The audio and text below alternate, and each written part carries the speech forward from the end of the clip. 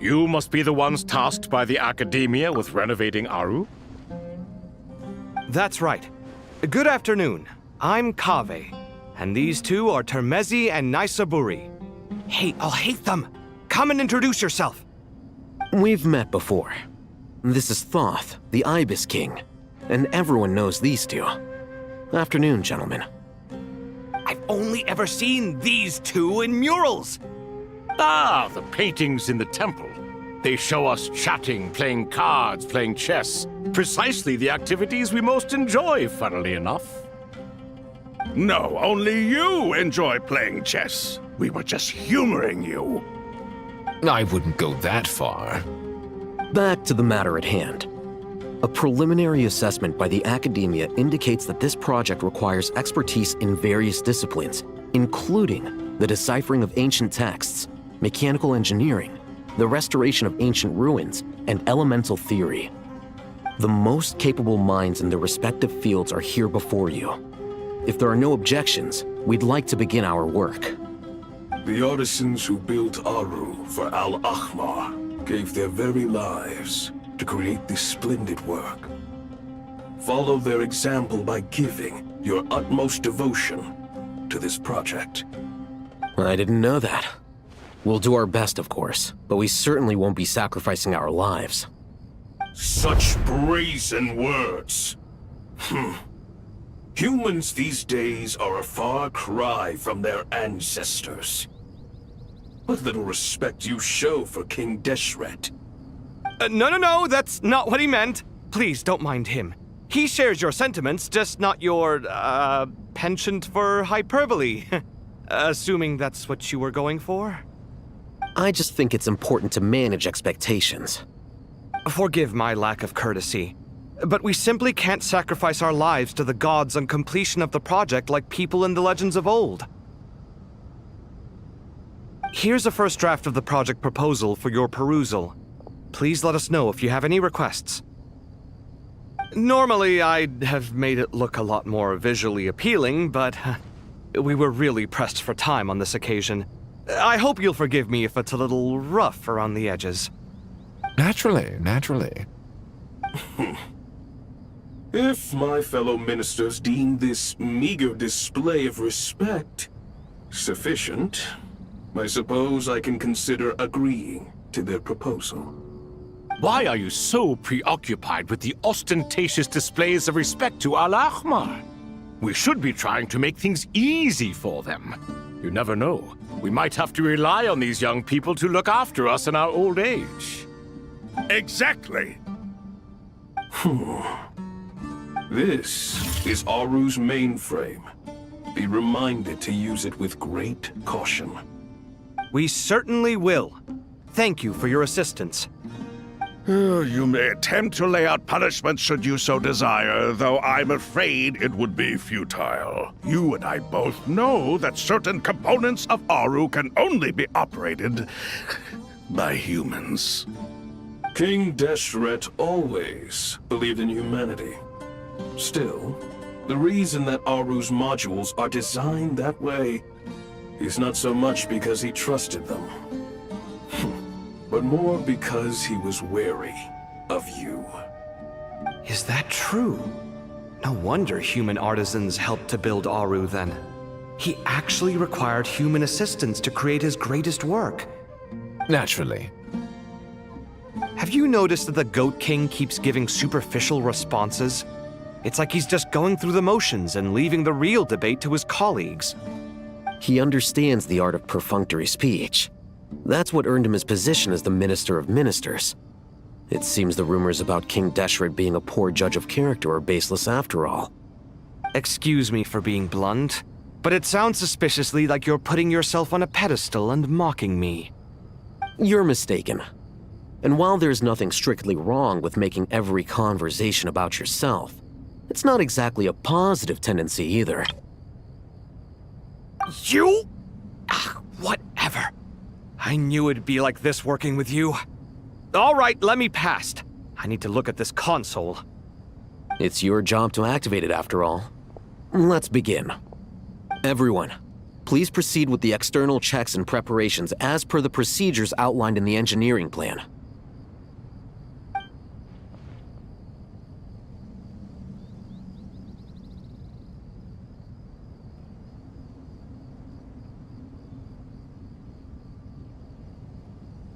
Hello there, youngsters. Whoa, the Ibis King came to life. What do you mean, came to life? I've been alive the whole time. You did say we could start our research, right? Are you having second thoughts now? I've reviewed the proposal. The work you're planning to carry out on this grand device is ambitious in its scope. You have ample confidence in your abilities, I take it? I wouldn't say I'm feeling hugely confident, but given how bad things are, I'd rather at least try something than sit around waiting to die.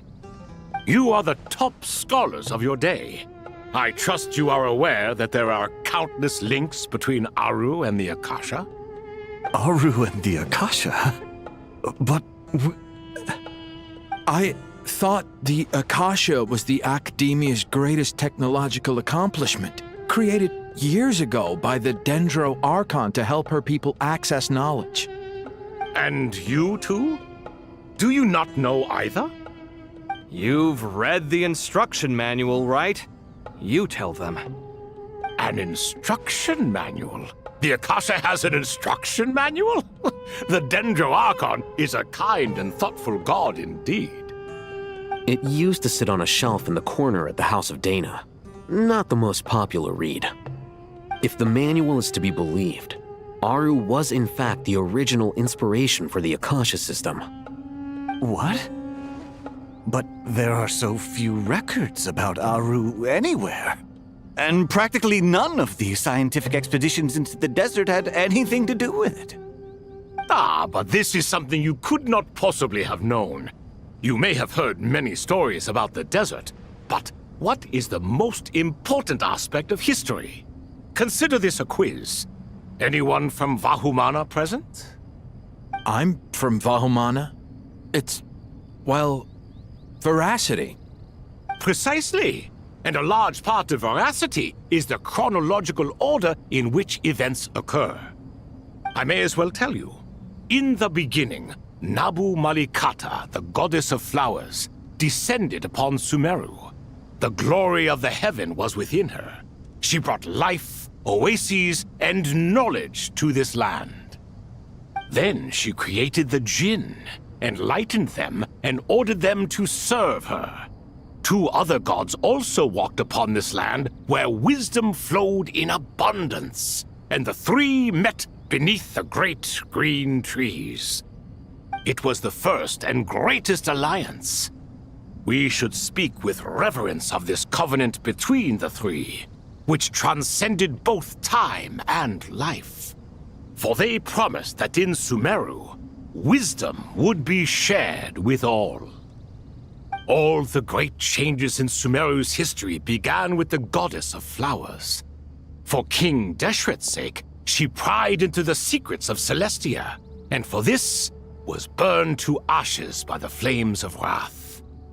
So grieved was King Deshret by her passing that he lost all interest in state affairs and devoted himself instead to the knowledge that she had brought back. It was after learning of the technology from that floating island in the sky that he first conceived of Aru. And so, the Akasha was inspired by Aru, while the basis for Aru itself came from Celestia's technology. Well, if the two share a common technological origin, then connecting one system to the other is an entirely feasible idea. Unbelievable. Have you no reverence at all for celestial technology? No, I do, but there's no time for that. The schedule is too tight. Blame it on the deadline. Perhaps you could try coming up with our cutoff dates. You know what it's like having to turn around 5 different drafts in one day? I wouldn't wish it on my worst enemy. Yeah, also, Sir Ibis King, you don't plan on getting directly involved at all, do you? Yes, well, you strike us more as having come to give a popular science lecture. Or, wait, does this count as more of a first-hand witness statement? Neither. Anyway, this sounds like far too much work for me. Still, if Aru is so powerful, why didn't King Deshret use it for more ambitious ends? Because it was never fully completed. King Deshret had grand plans, but he perished before they could come to fruition. In the beginning, his wish was to create something that could rival the very world itself. The Lord of Flowers sacrificed everything for that ambition. What he desired, she bestowed, and thus was knowledge brought into the world. Her courage and sacrifice had to be honored with the most splendid of monuments, or King Deshret would surely have deemed it a grave injustice. And that monument, built from knowledge and technology, etched with a sacrificial and courageous love, even in its unfinished form, it deserves to be treasured. At that time, King Deshret said the following to the Lord of Dendro. Since we share an eternal covenant, I shall never be your enemy. Hence, the fruit of wisdom from the heavens is not to be devoured. Remember, it is not that I lack the power to become the enemy of wisdom. Yet you and she have taught me much and shown me kindness. For this, I cherish you both. In the end, Aru was only used to store a portion of the souls. It was but a primitive form of the masterwork the king had envisaged. His final hope for Aru was to return to the past, when she yet lived. So the point you're making is, King Deshret was both powerful and ambitious, and he only ceased his imperious ways out of affection for the goddess of flowers and the Dendro Archon. You could see this as an act of mercy, but you could also see it as the sentiments that lay between these three gods placing constraints on him. This was, after all, the foundation of the alliance between them. This explains why Aru was both a prison and a monument, and why the answer to the three questions was time. You have to be careful who you get involved with, or you invite all manner of misfortune. This is as true for gods as it is for humans. Love is the same. It is both a prison and a monument. All right, let us pause the story here for now. Seeing as you've been so diligent, I'll offer a little help. Who's in charge again? Is it you two?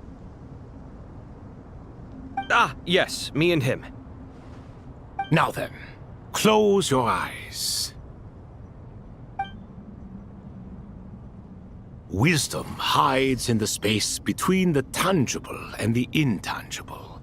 It is to convey the incommunicable through the simplest of mediums. By the power of King Deshret, I shall grant you a glimpse into the unseen secrets that lie at the threshold of existence.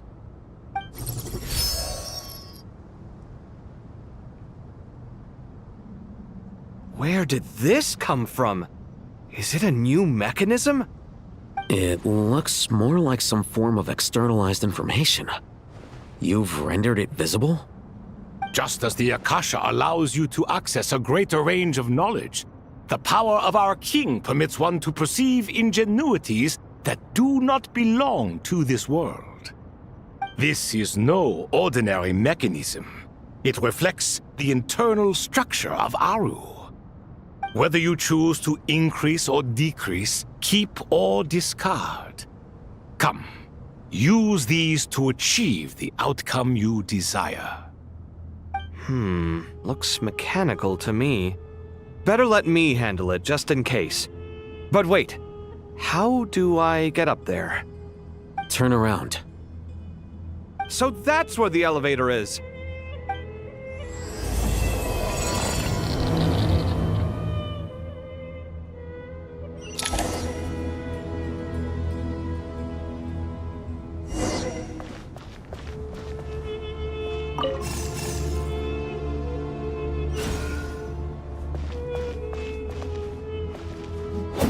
Come at me!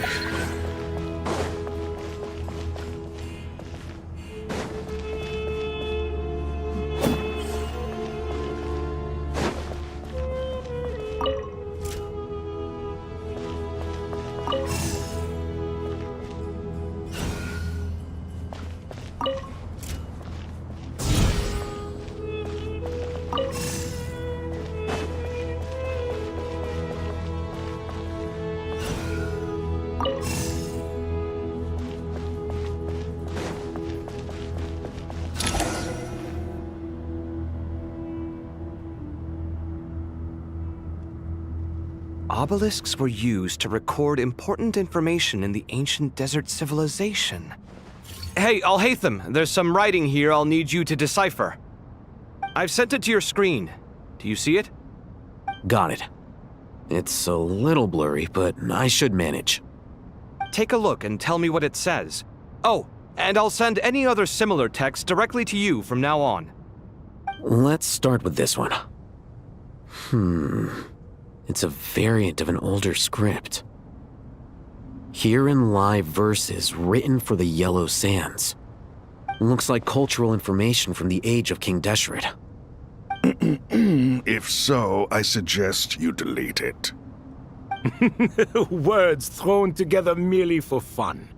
I had no idea Aru kept a record of this.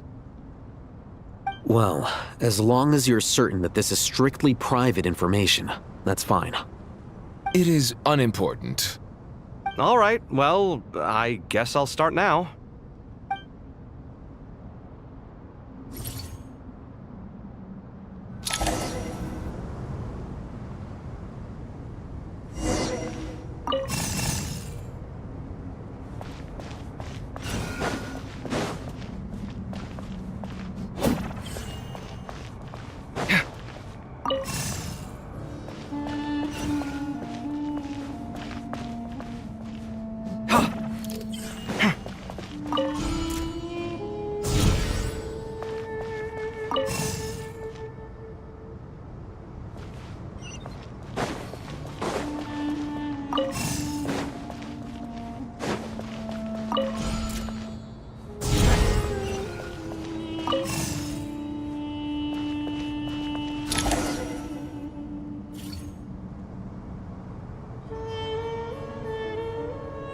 Found some more. Sending them over to you now.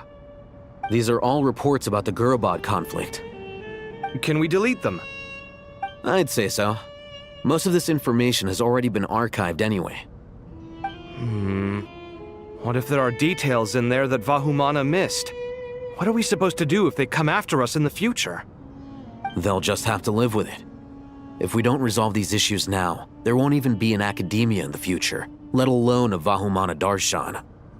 Yeah, you're right. Okay, done. There's some other similar monuments nearby. I'll check them out.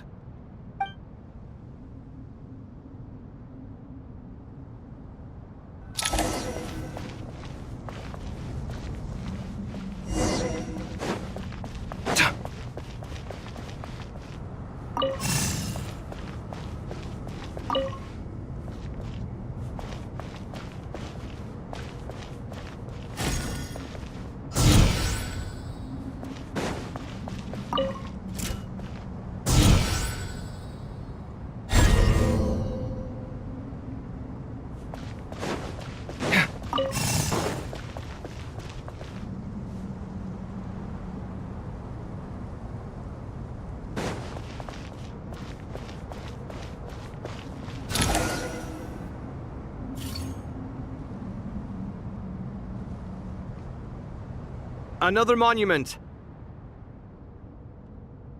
Hold on.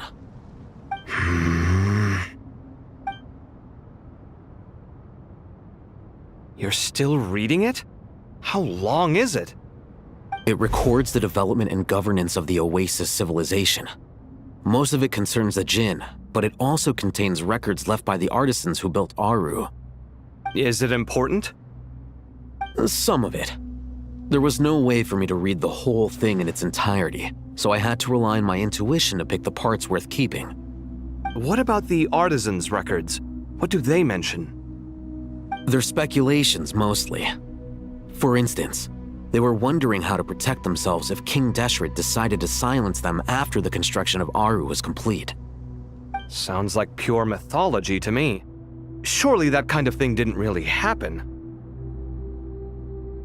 The records do emphasize that this was merely their conjecture based on various myths.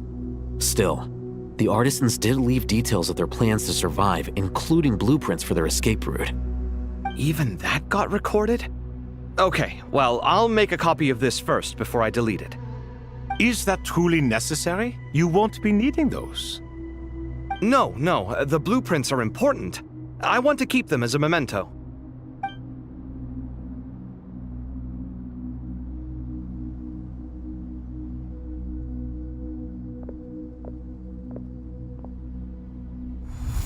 I think that should just about do it. It meets the requirements of the contingency plans, so we should be good. I gotta say, it's the strangest feeling, this cross between reality and the intangible. It's like drifting between life and death, or in and out of a dream, using my own hands to manipulate illusions that are forever out of reach.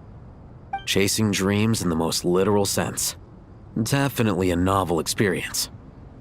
What happens if my spirit just floats away? That won't happen. Anyway, I wouldn't celebrate just yet if I were you. There's likely to be a phase 2 of this project. All right. I'd better keep my wits about me then.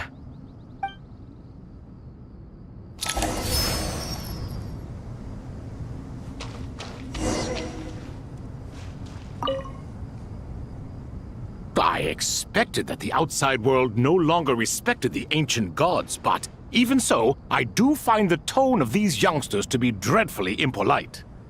It should hardly come as a surprise to you. I remember you saying the same thing last time. I assumed that was just a one-off. I did not realize it was the norm. Don't you think that young lad's matter-of-fact tone sounds familiar? It bears a rather uncanny resemblance to you, Goatee. Surely a sign that he is a man of rare intelligence. Ugh. The rest of them, though, much better. The blonde-haired one, for instance. So sincere. That's the kind of kid I can respect.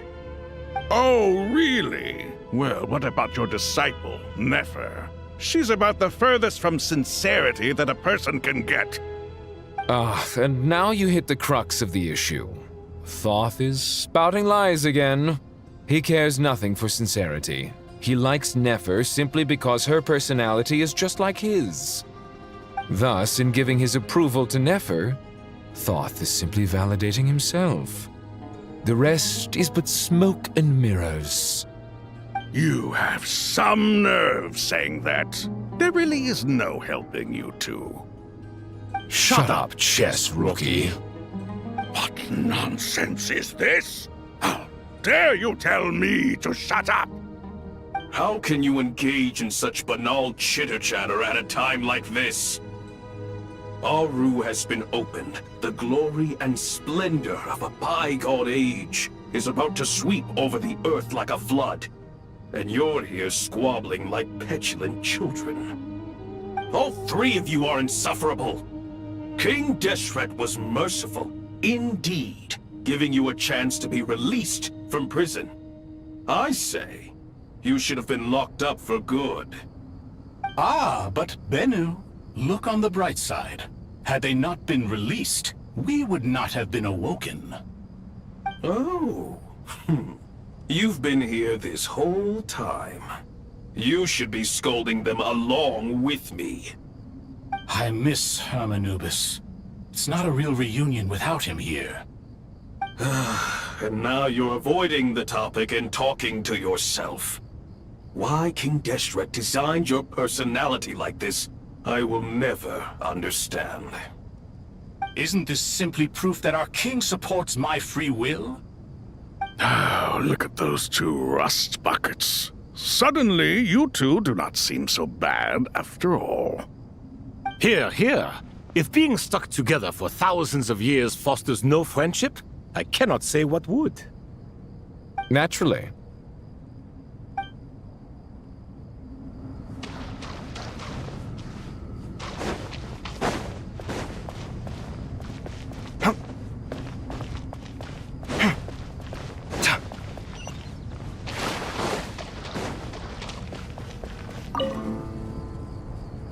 How's it going? Are things progressing smoothly? Well enough, I suppose. You know how it is. The work itself is only half the problem. The other half is having to work with I'm sure the feeling is mutual. Honestly, though, I thought you two had already worked things out. As if. Turns out working closely together is the best way to expose any tensions lurking beneath the surface. Besides, I just think that some people never change. Agreed. Case in point, you didn't make sure I was out of earshot before you started complaining about me. Old habits die hard. Actually, this is for your own good. Maybe if you spend a little more time listening to what other people have to say, you might actually realize that you're the problem. Naivete is another old habit of yours. I had assumed that you both volunteered for this project like us forest rangers. But now I'm getting the sense that wasn't the case. Definitely not. We were assigned to it by Lesser Lord Kusanali and Nephis. As much as I'd love to be doing normal work for normal clients, these Titan projects are all that's on offer right now. Though I'm sure they wouldn't be roping us in if they had any better options. Just goes to show how short-staffed the academia really is. I'm sure you've prepared yourself mentally, but I still feel the need to advise you to lower your expectations. It might make the process of working together a little less intolerable. I know! Same to you! But if you already understood that, you should also know not to say the quiet part out loud. Why don't you come help me with my forest patrols? Might help you avoid any further disagreements. Good suggestion, but unfortunately, differences of opinion will always exist. Changing the nature of the work won't get rid of them. For once, I actually agree. There is zero chance of us ever resolving our differences. Zero! But even so, the work must be done. Care for some coffee? I'm glad to see you making progress. Don't act so smug! It'd be nice if you made some too! I feel like even I've made some progress today. In the past, I never would have dared to try and mediate a conflict between you two while you're both right there in front of me. Apologizing probably makes it sound like I'm in the wrong, but I'm sorry. I was just kidding. Truth be told, I don't have any work to do at the moment, so I'm just here to kill some time. How's Kale? She's studying with Nicole. I'm not sure how she's getting along, but she seems to be in good spirits at least. I wouldn't worry. Angelic affairs are probably above your pay grade anyway. I know what you mean, but Sino and I are still a little concerned for her. He said he'd go keep Kale company after he's finished training the mercenaries. I'm planning to join them myself shortly. Kale will be okay. Have faith in her. Even we can see how much more confident and outgoing she's become in these past few years. Thanks to you and Sino being there for her and providing guidance every step of the way, she can finally stand on her own 2 feet. On her own 2 feet. Does it feel bittersweet? Watching the younger generation grow up and move on? No, not yet, at least. I was just thinking, I wish there was more I could do for everyone. She'll be fine. Yeah, she will. Just try to relax.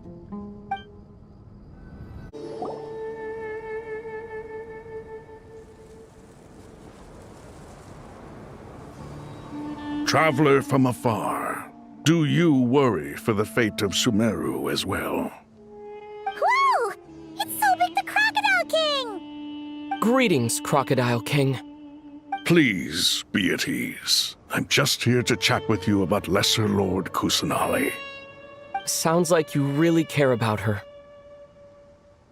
Yes, although to be exact, it is a mixture of both concern and curiosity that I feel. Speaking of Nihida, Paimon was wondering how she's doing. Wait a moment.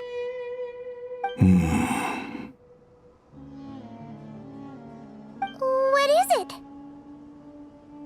I tried calling out to Apep, but there was no response. This can only mean that she is focusing all her energy on taking care of Lesser Lord Kusanali. All the gods who served King Deshret seemed super surprised to hear that Apep agreed to help Nihida. Guessing she made a bad impression on you or something. Are you aware of the history between her and our king? The story begins a long time ago. Al-Ahmar was always a wishful thinker where the Dendro dragon was concerned. Without consulting her, he decided to list her among the 7 pillars and declared his own power to be far superior to hers. That was when our king was at the height of his power. Ibis Goti and I were no match for him, and so we chose to submit and serve as his ministers. But not Apep. No, she never thought much of him. To Apep, Al-Ahmar's pride and sense of superiority were nothing but ignorance and hubris. In fact, they fought numerous times, but usually the battle ended in a draw. In the end, King Deshret coveted the power of Celestia, only to end up corrupted by knowledge. His final act was to trick the dragon into swallowing him whole, leaving her to bear the torment of his sins. The Dendro dragon stands for the glory of a bygone era. She hated Al-Ahmar and what he represented, all the gods, all the power they wielded.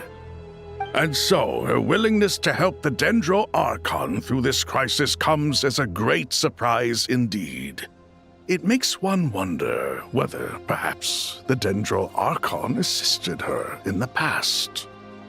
Yep, Nahida did her a huge favor.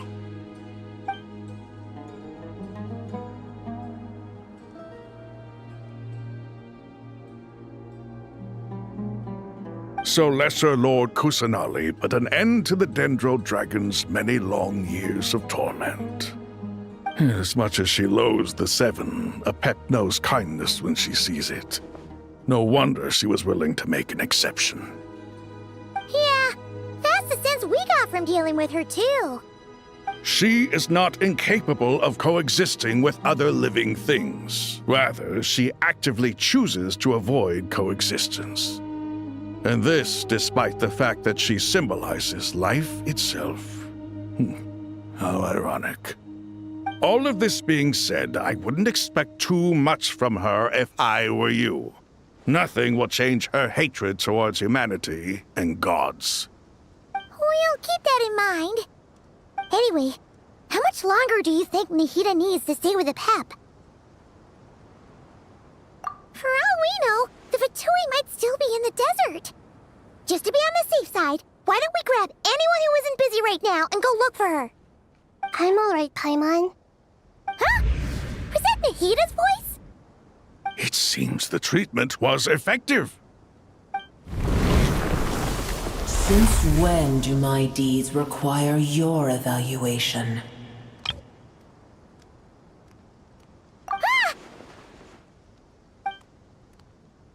Here will do just fine. I had no intention of taking you any further. One ought not expect greater generosity than they have earned. You always hide your kindness away like an oasis within a sandstorm. Only those who make it through the swirling winds can know just how beautiful that oasis is, and how much hope it brings. You dare appraise my being? No, I'm expressing my gratitude. I want to thank you for sharing your precious life force with me.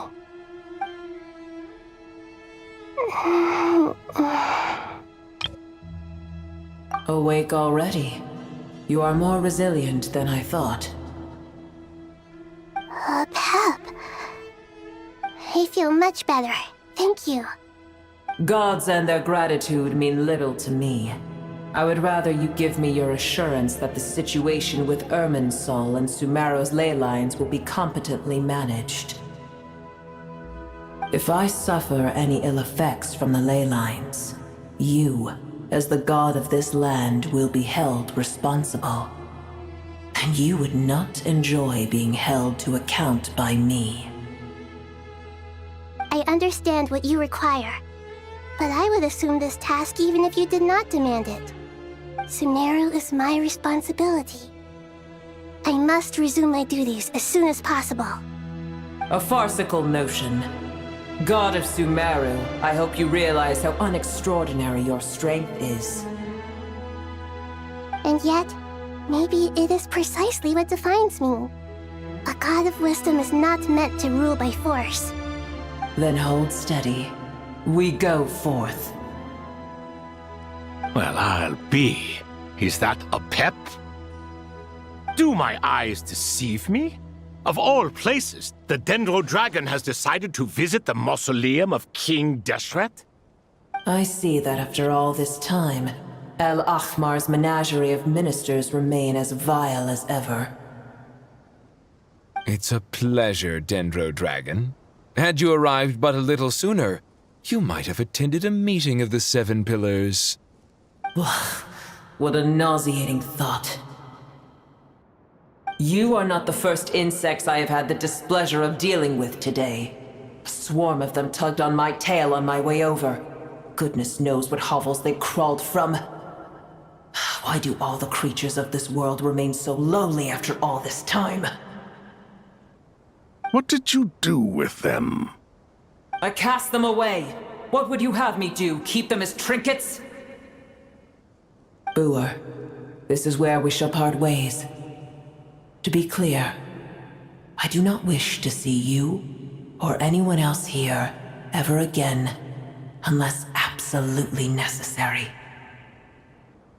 Then I wish you peace as you return to your dwelling place. It matters not to me. Simply refrain from bothering me again.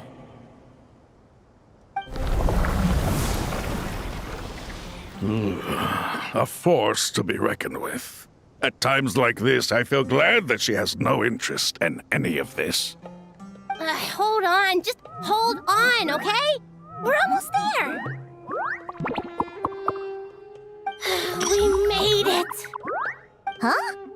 Wait, that voice! It's... Uh-oh, I'm gonna fall!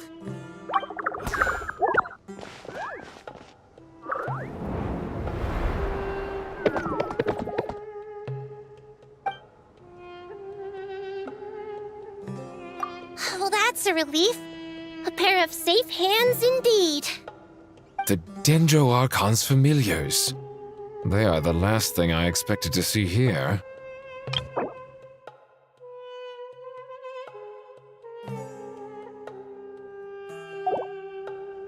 Huh?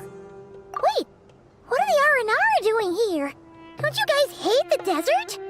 Obviously I was worried about the Dendro Archon. I've been supporting them with my Pari powers the whole way here. Oh, they seem pretty nervous. Is it because there are too many people around? Not just people. It's all these non-human beings, too. It's hard on them. I can't believe you made such a long and dangerous journey just for my sake. I appreciate your support so much. Thank you all. I'll have to ask everyone to wait while I help our new arrival settle in. Once I'm done, I'll gather everyone to discuss our next steps. Traveler, Paimon, shall we find a place for our friends to stay? Awesome! Let's go! Well, first I have some questions.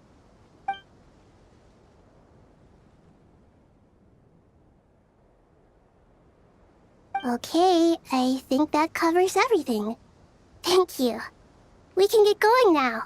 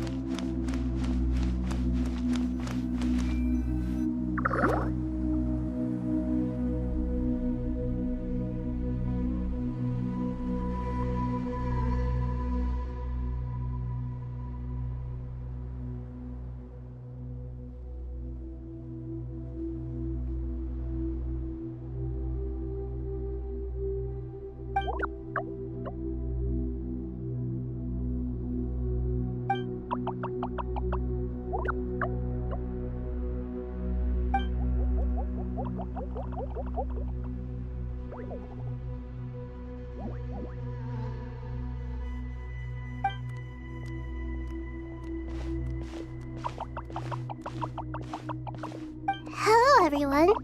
It's only us.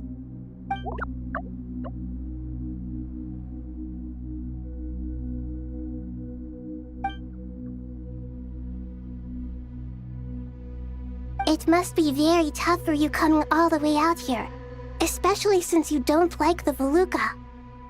Is everyone back in Vanarana doing well?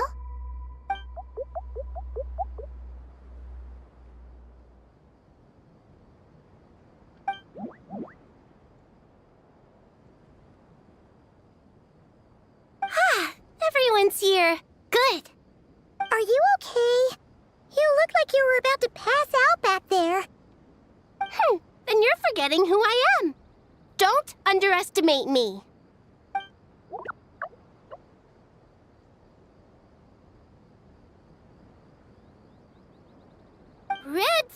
Oh, excuse me! Are you comparing me to Paimon? I suppose everyone is gathered here because of me. As we can see, the situation is critical, and everyone is very busy with their various tasks, so...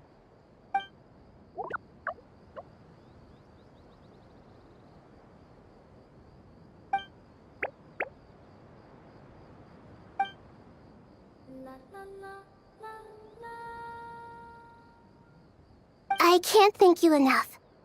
Right now, we're focused on restructuring Aru, processing excess information, and helping restore everyone's confidence. I'm sure you'll find it all very straightforward. I can help too! Just let me know where I'm needed.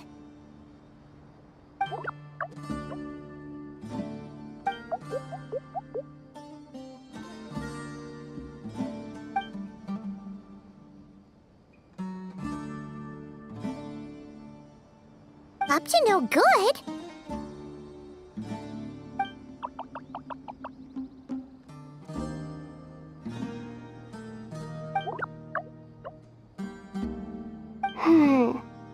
That definitely sounds suspicious.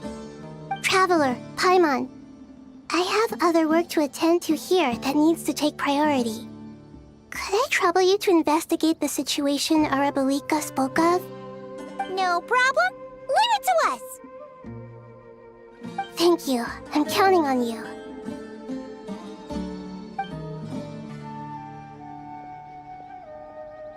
There's one other thing. If you are to work alongside the people of Sumeru, you will need to make yourselves visible to them. Is that acceptable to everyone?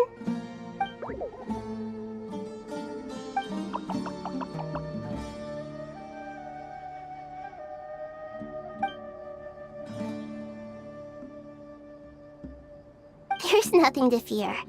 No one here will hurt you. But if you do feel afraid, don't worry. Just call my name and I'll be there.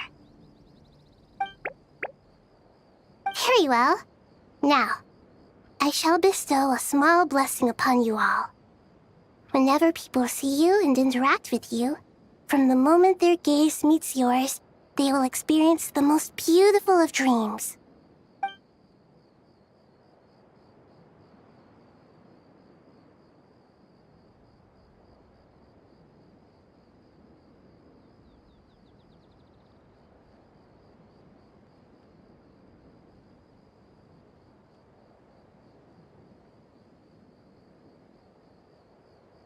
Do not fear. We will face it together. This too shall pass.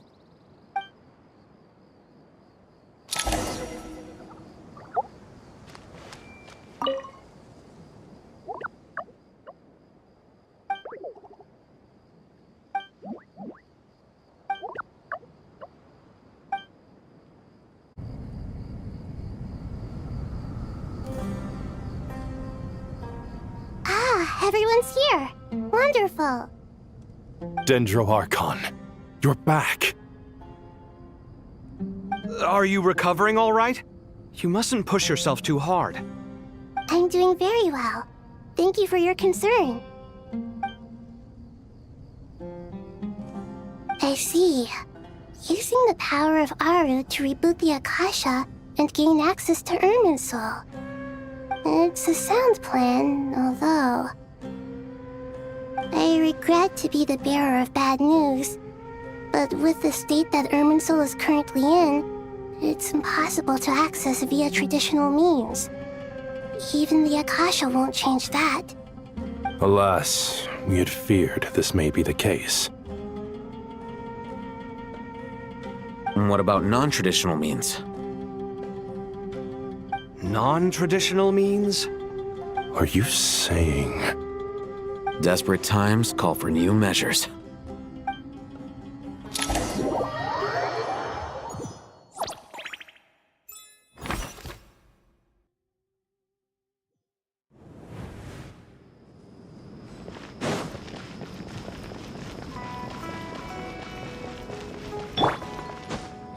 The wind rises.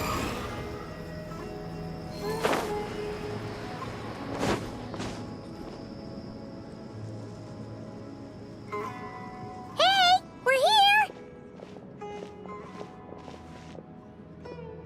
Ah, it's you. Is there a situation?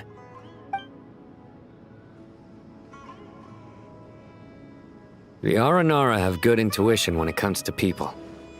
In other words, there may well be a traitor among us. Given everything that's going on, I'd be more surprised if there wasn't. Miss Nefer, as a professional intelligence broker, I trust you have a solution? Not one that I'm willing to volunteer. What's in it for me? Let's say I'll treat this as a pilot project aimed at expanding your intelligence operations. Whatever business you're in, an avenue to demonstrate your abilities could never hurt. I like the sound of that. Glad we're on the same page.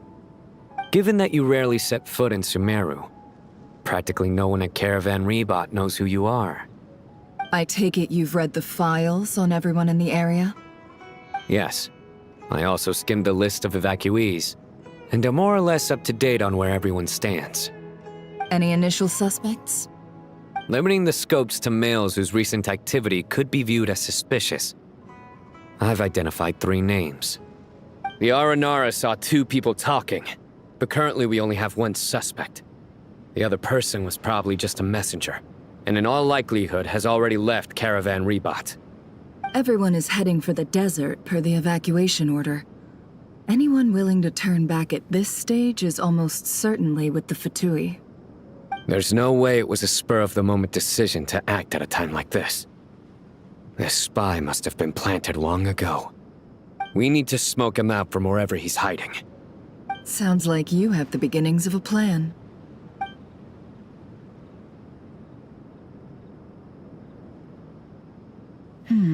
I see. Your suspicions are well-founded. I'd be watching him too if I were you. So far, we still lack solid evidence that he's been bribed. He hasn't made any recent purchases that would indicate he came into some cash. Then let's get closer to him to confirm before we make our move. I can handle it. I'm not based in Sumeru, so barely anyone at Caravan Rebot knows who I am. And you're certain you've never encountered this person in Nodcry? I'm certain. Besides, it's extremely rare for me to have had any direct contact with Sumeru mercenaries besides Jet. There's no way he could have seen my face before. Sino, stay out of sight and wait for my signal. If he raises any red flags, I'll bring him toward the main road. Understood. I'll take it from there. Excellent. Well, it's a pleasure working with you.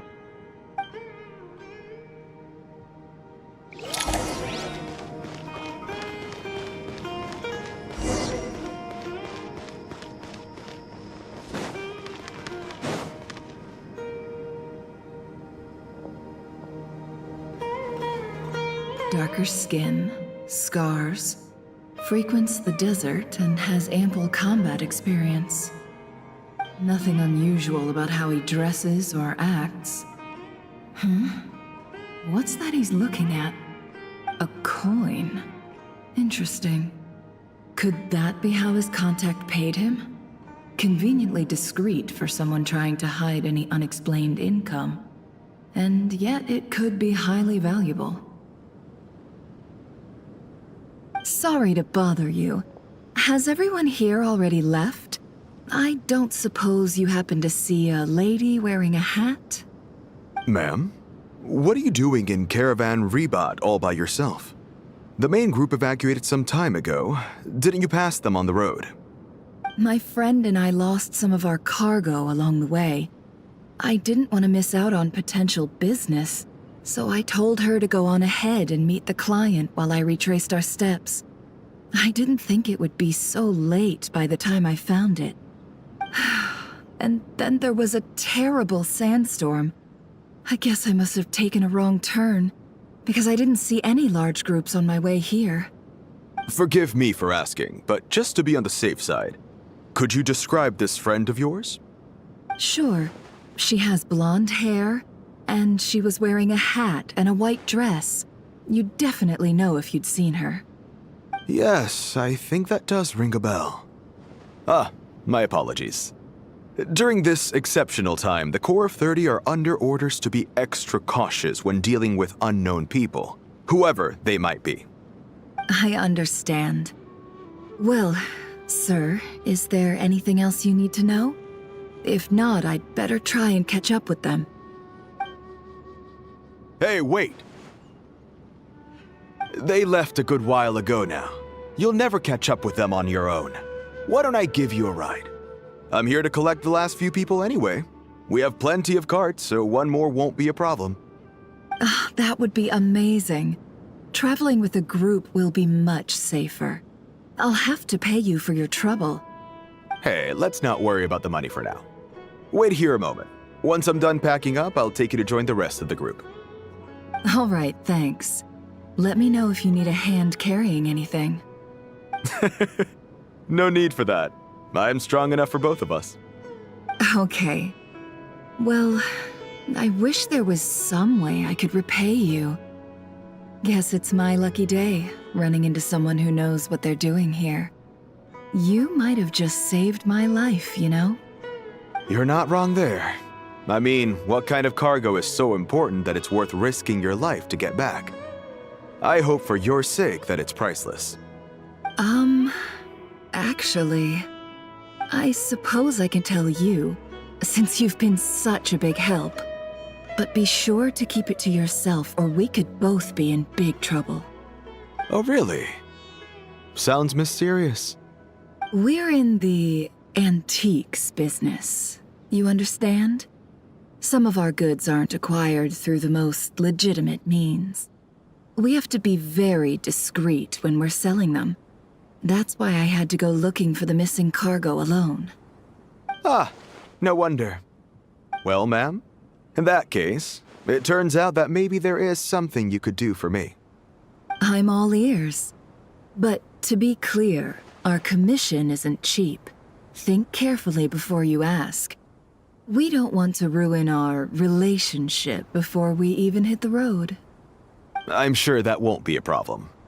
My issue is, I have something that's a little difficult to sell on as well. Take a look at this.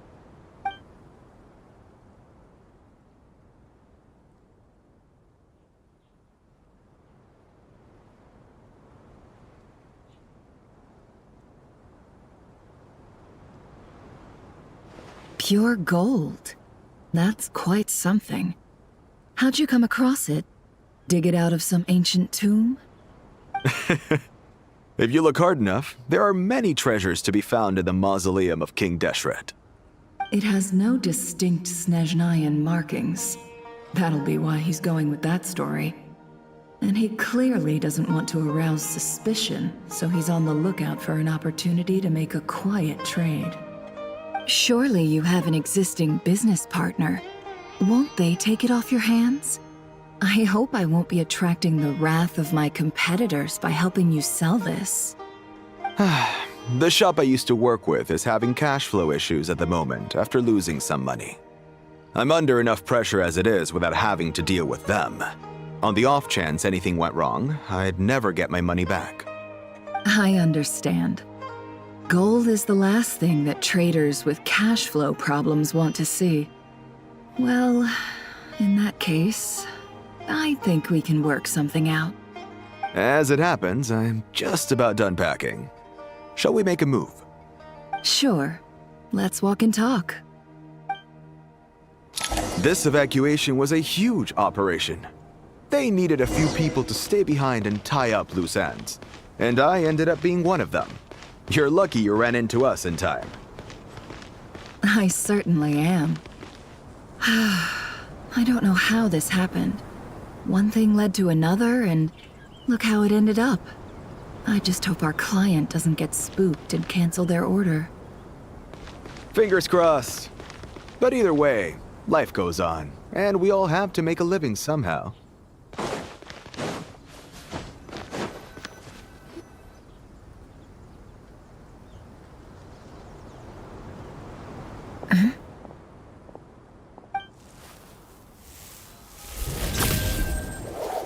Hands where I can see them. General Mahamatra! No, wait! What are you doing?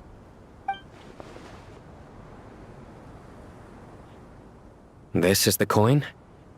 Good. Sadly, you won't have the chance to spend it. Nicely done. Looks like Sumeru's mantra are a well-oiled machine nowadays. Unmarked gold coins are quite difficult to trace. Thanks to you, we have secured the evidence. Here's what's gonna happen.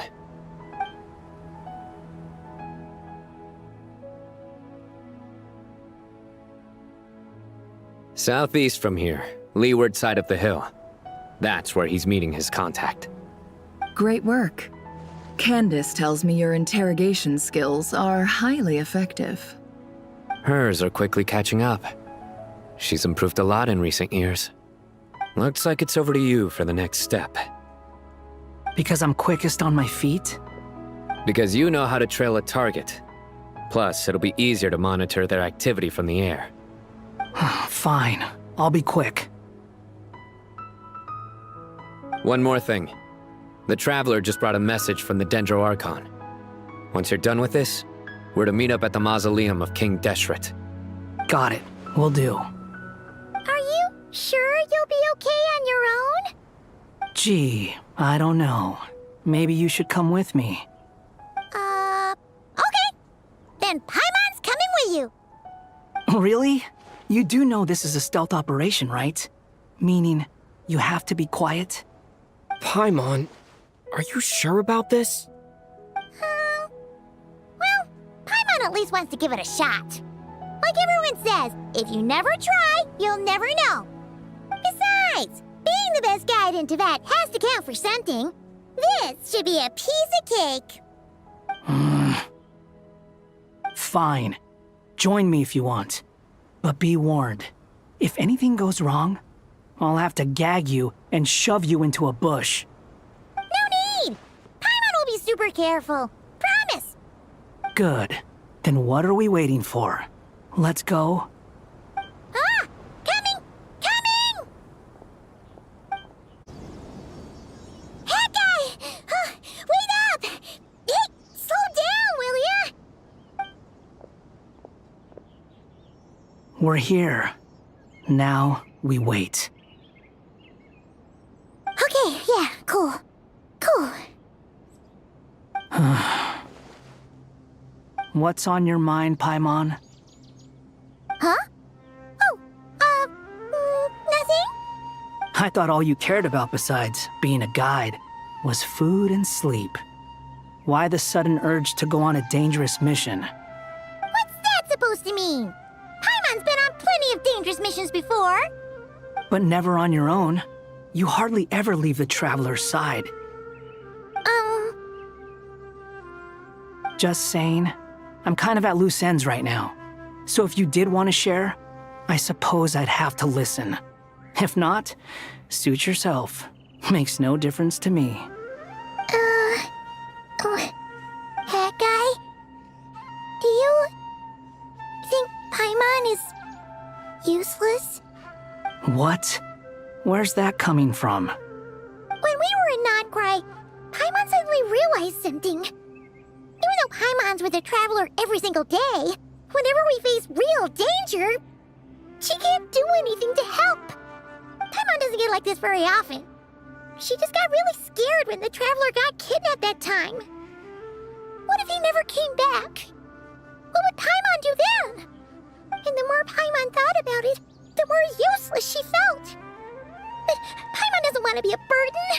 Paimon wants to be a friend who's actually useful. Does that make any sense? You know, that feeling of just being completely useless and...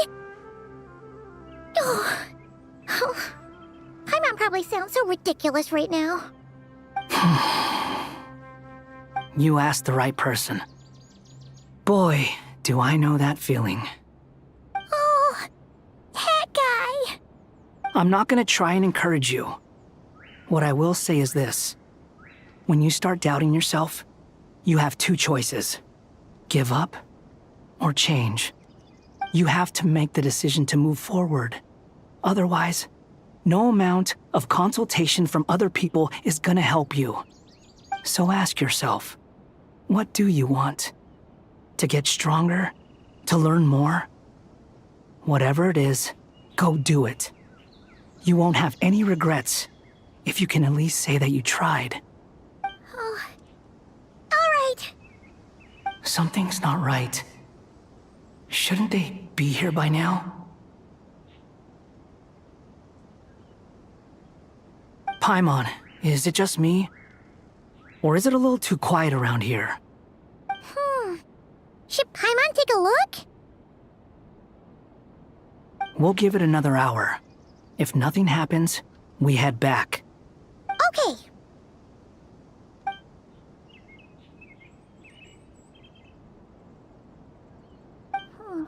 How strange. We've been here for ages. Where the heck are they? Have we been stood up? What is it? Did you think of something? Something feels off about this whole situation, but I can't quite explain why. We know for sure that the guy Sino caught had something set up, yet somehow his contact is a no-show. So, either the handler got caught, or, more likely, they decided to cut our guy loose. But how would they know to do that? Wouldn't they at least send someone here to check things out? That's the problem. They couldn't possibly know what's happening here. Unless... This feels all too familiar. Come on, let's head back.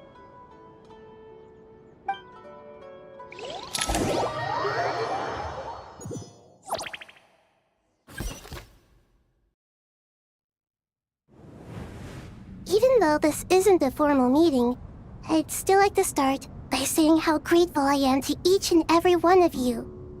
Thank you all for coming here and standing by our side. Shesipank and Bennu are currently assisting the scholars with the maintenance of Aru. Please forgive their absence.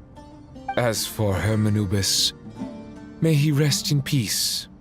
We remember him with great fondness. There have been times when I imagined what it might be like to meet you all. Now that it's really happening, I feel quite emotional. Time has taken many things away, but that which remains is all the more resilient.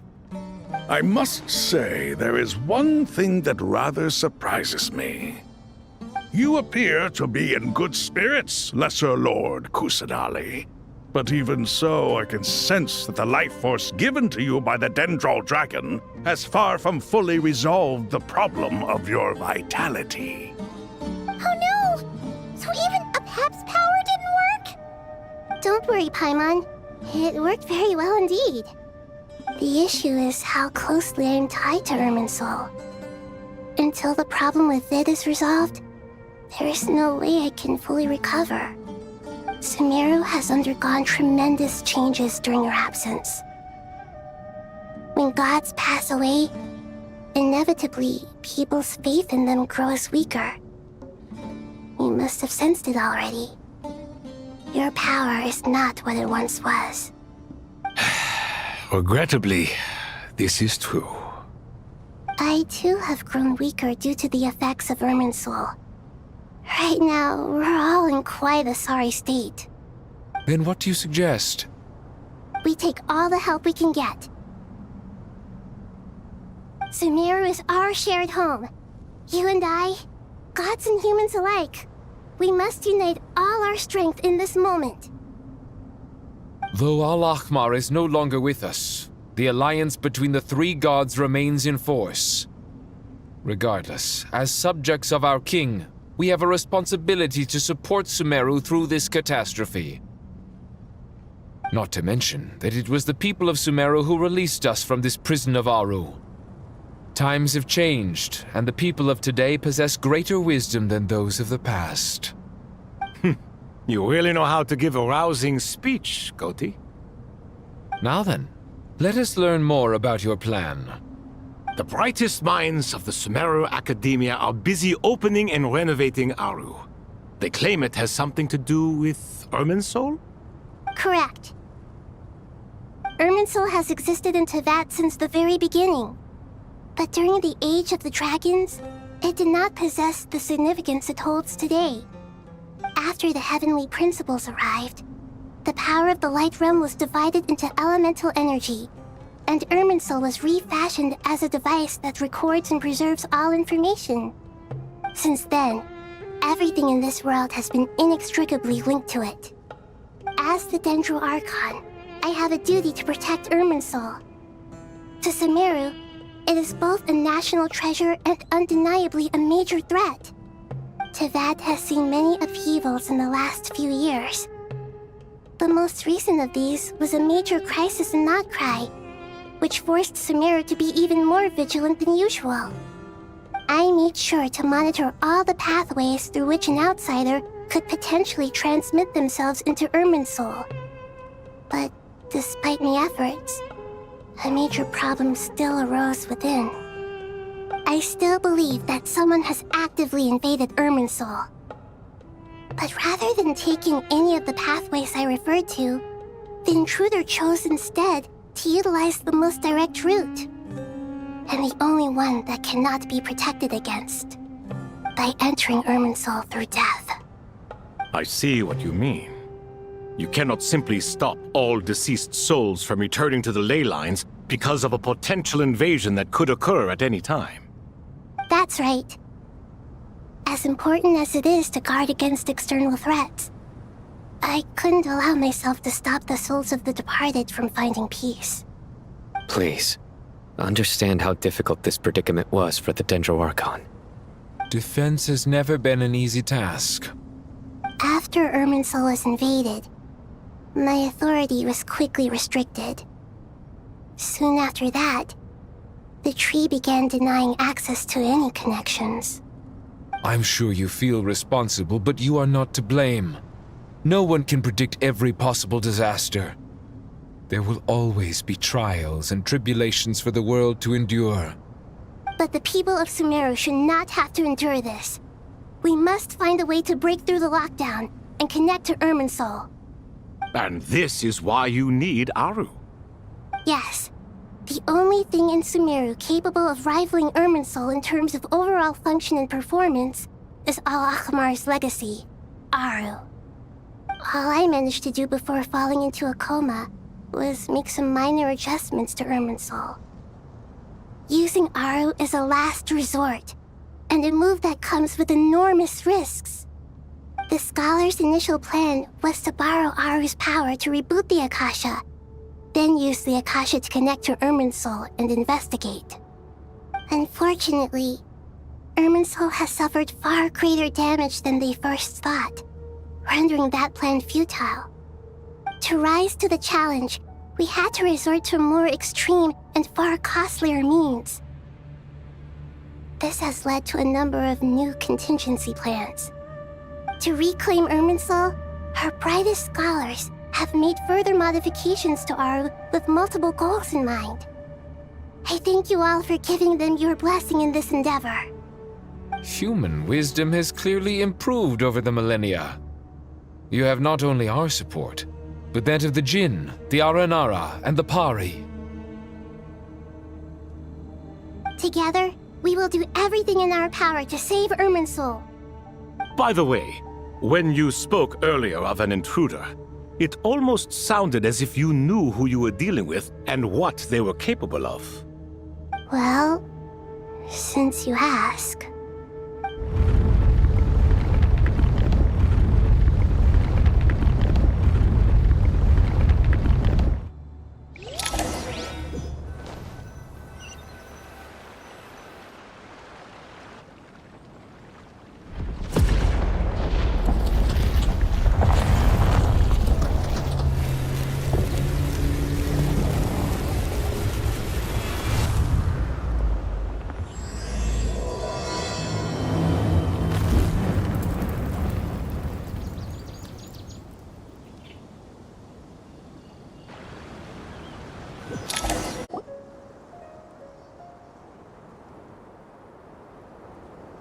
Master Tainari!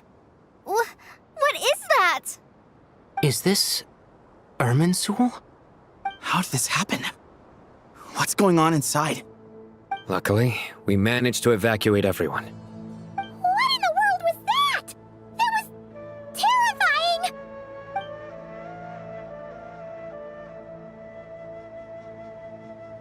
Oh my. I understand now, Dendro Archon. You make yourself quite clear indeed. Not once over the millennia has Irminsul been so terribly afflicted as this. Please continue, Dendro Archon. Irminsul's root system is what comprises the ley lines. In the past, it has always been hidden away, going unseen by the general populace. But now, an evil intruder is making it reveal itself.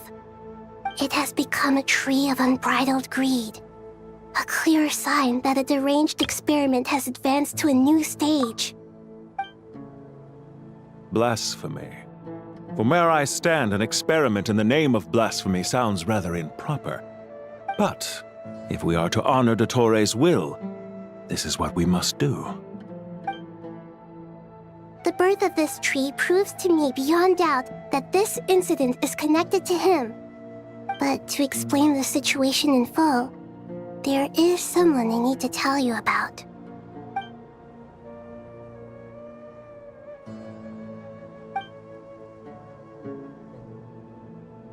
Zandik. So it was him. I saw him in the desert once. A man of supreme arrogance. So this is where it has taken him. But didn't Dottore die and not cry? How is he still able to do all this? He must still have loyal followers amongst the Fatui.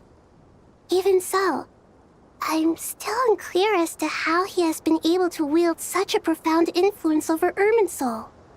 I can confirm that Fatui forces have arrived in Sumeru City. Furthermore, Irminsul seems to be undergoing some kind of mutation. Evil branches are beginning to grow. Things that do not belong to this world are slowly but surely materializing. Sorry, I couldn't think of any other word to describe it. They don't seem to be fully formed physical entities yet, after all, but they are gradually becoming real. A baleful tree climbing up into the heavens. Speaking of Dottore, I have some information on that front as well. I didn't think it was wise to state this out in the open. But my theory is, the mole wasn't cut off after he was caught. They wrote him off from the beginning. You mean, the Fatui never intended to follow through with him? Then why plant a mole at all? It's hardly a conventional strategy, and the rationale behind it is pretty twisted. But as it happens, I know someone who works exactly this way. And when it comes down to it, his goals are very simple. He just wants to confuse people, so they can't figure out what he's up to. He's been a collaborator of Dottore's from the outset. That fact alone confirms that Dottore is involved with this somehow.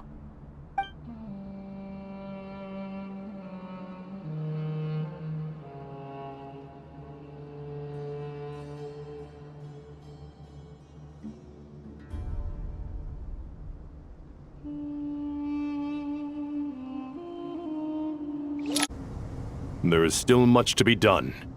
Everyone, please remember our core strategy. As per the discussions, the following groups must act immediately. Mr. Al-Haytham and Mr. Kave, the next phase of the Aru renovation project must begin right away. Godspeed to you both. We'll give it everything we've got. The plan looks feasible, but the implementation will require certain resources. General Mahamatra Sino and his team will help to procure the materials required for modifying the terminal. No problem. I've already spoken with Sethos and Hat Guy, and they've agreed to assist me. This kind of thing is best left to the fleet-footed, right? Hat Guy? If it's efficiency you're after, we're the right people for the job. Following up on the elemental energy amplifier we discussed, Ms. Dory, I assume you're the one most familiar with the status of this project. Aside from the Dendro Archon, of course. Yep, that's right. Leave it to Lord Sangama Bay. Got it. Well, I'd like Madame Farazan, Kale, and Nicole to support Dory on the technical side. You can count on us. Will do. Rest assured, I'll take good care of Kale. Dia, Candace, and Nefer, you'll be in charge of negotiating between the various parties. I trust you remember our goal. You bet. We can handle it. Good. I believe that covers everything. Tainari will provide ad hoc support as needed, if that's okay. Poor Tainari. Must be tough being Nephis' student. Getting bossed around all day, every day. Hey, don't try and drive a wedge between us, you old rascal. All it says to me is that Master Nephis has faith in everyone's abilities. While I'm nominally here as backup, I doubt there will be many situations where my help is needed. Exactly. Finally, Traveler, you and I will head to the border between Sumeru and Natlan. Once that task is complete, I'll be asking some of you to accompany me to the Eternal Oasis. The Eternal Oasis? I thought that was just a legend.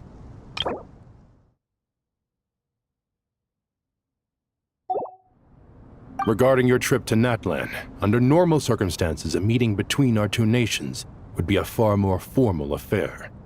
Unfortunately, Sumeru is all but completely cut off from the outside world at present. So regretfully, we won't be able to give the Pyro Archon Mawika the grand reception that she deserves. My apologies for the inconvenience. No point putting too much pressure on yourselves. That goes for everyone. Right.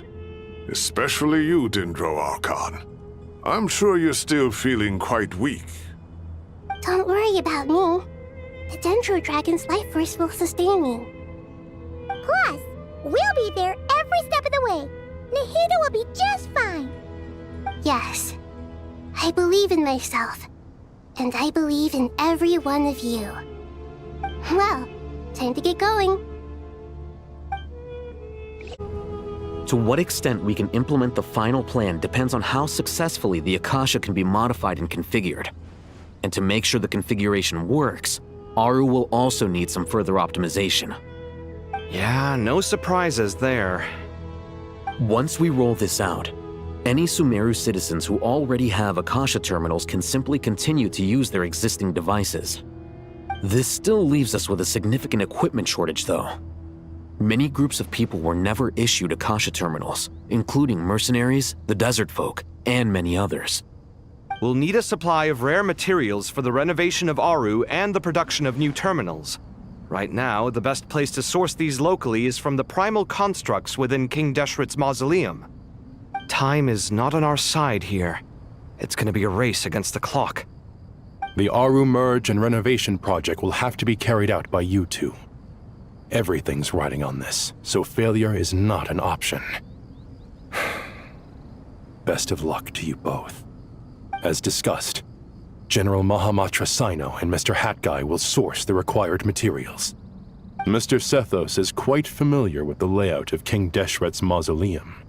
With him accompanying them, things should go quite smoothly. I have every confidence. In the meantime, we may as well take a breather. Makes sense. There's not much we can do until the materials arrive. Get information and stay close. What is this, boot camp? Knock it off. It's just Sino being Sino. You know what he's like. Everyone clear on our mission objective. Look at the excess primal constructs, dismantle them, and extract the required materials. And King Deshret's 7 pillars agreed to this? If they're just sitting there doing nothing, we might as well put them to use. Thoth's words, not mine.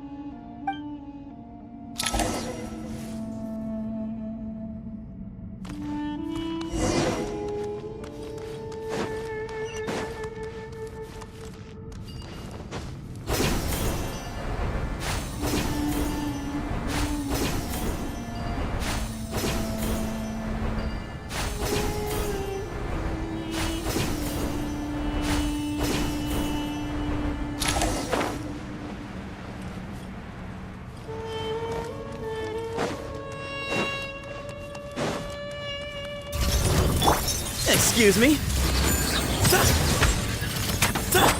Surrender! Through me, justice is served!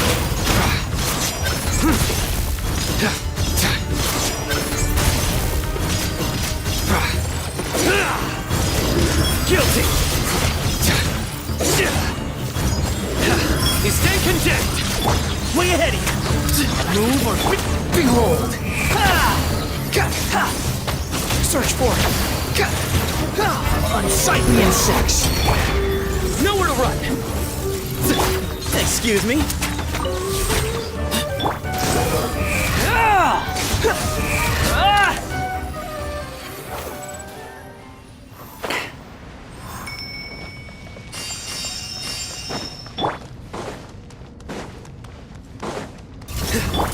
Give me some space!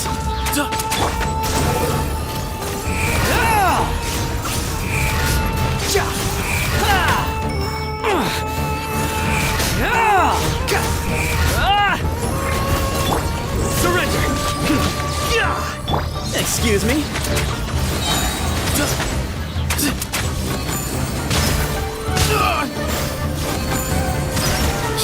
Way ahead of you! Futile! Your sins weigh upon your soul! Your penance is due!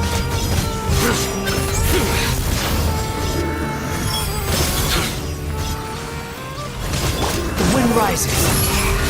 You dare to gaze upon me?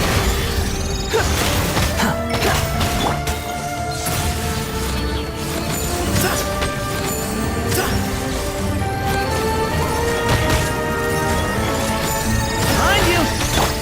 Nowhere to run! Squall and fury!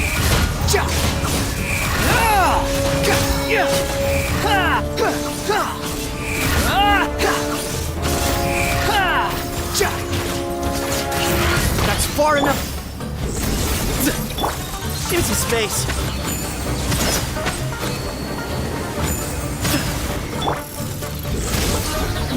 Behold! These devices should still be usable even though they're broken down. Let's take them back for the others to review.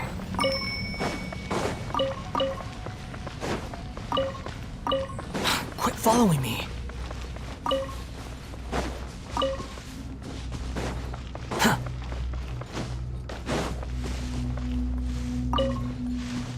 Quit following me.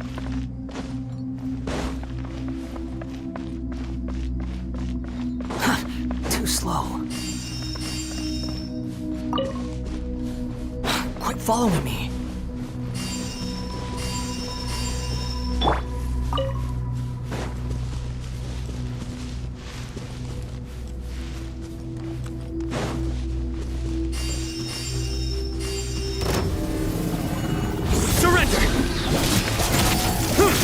Judgment is upon you. You stand condemned. Guilty.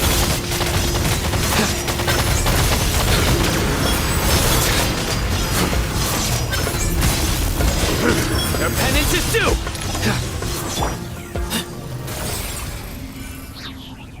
How many do we need again? Enough to make an Akasha terminal for everyone who doesn't own one. I remember you telling me how revolutionary these Akasha terminals were. You've used one before, right? The Academia declared the Akasha to be the most powerful and comprehensive wisdom dissemination system in history. That should give you an idea of how powerful it is. Certainly sounds impressive. Neither Hat Guy nor I have ever had an Akasha terminal. Well, if it all goes to plan, that's about to change.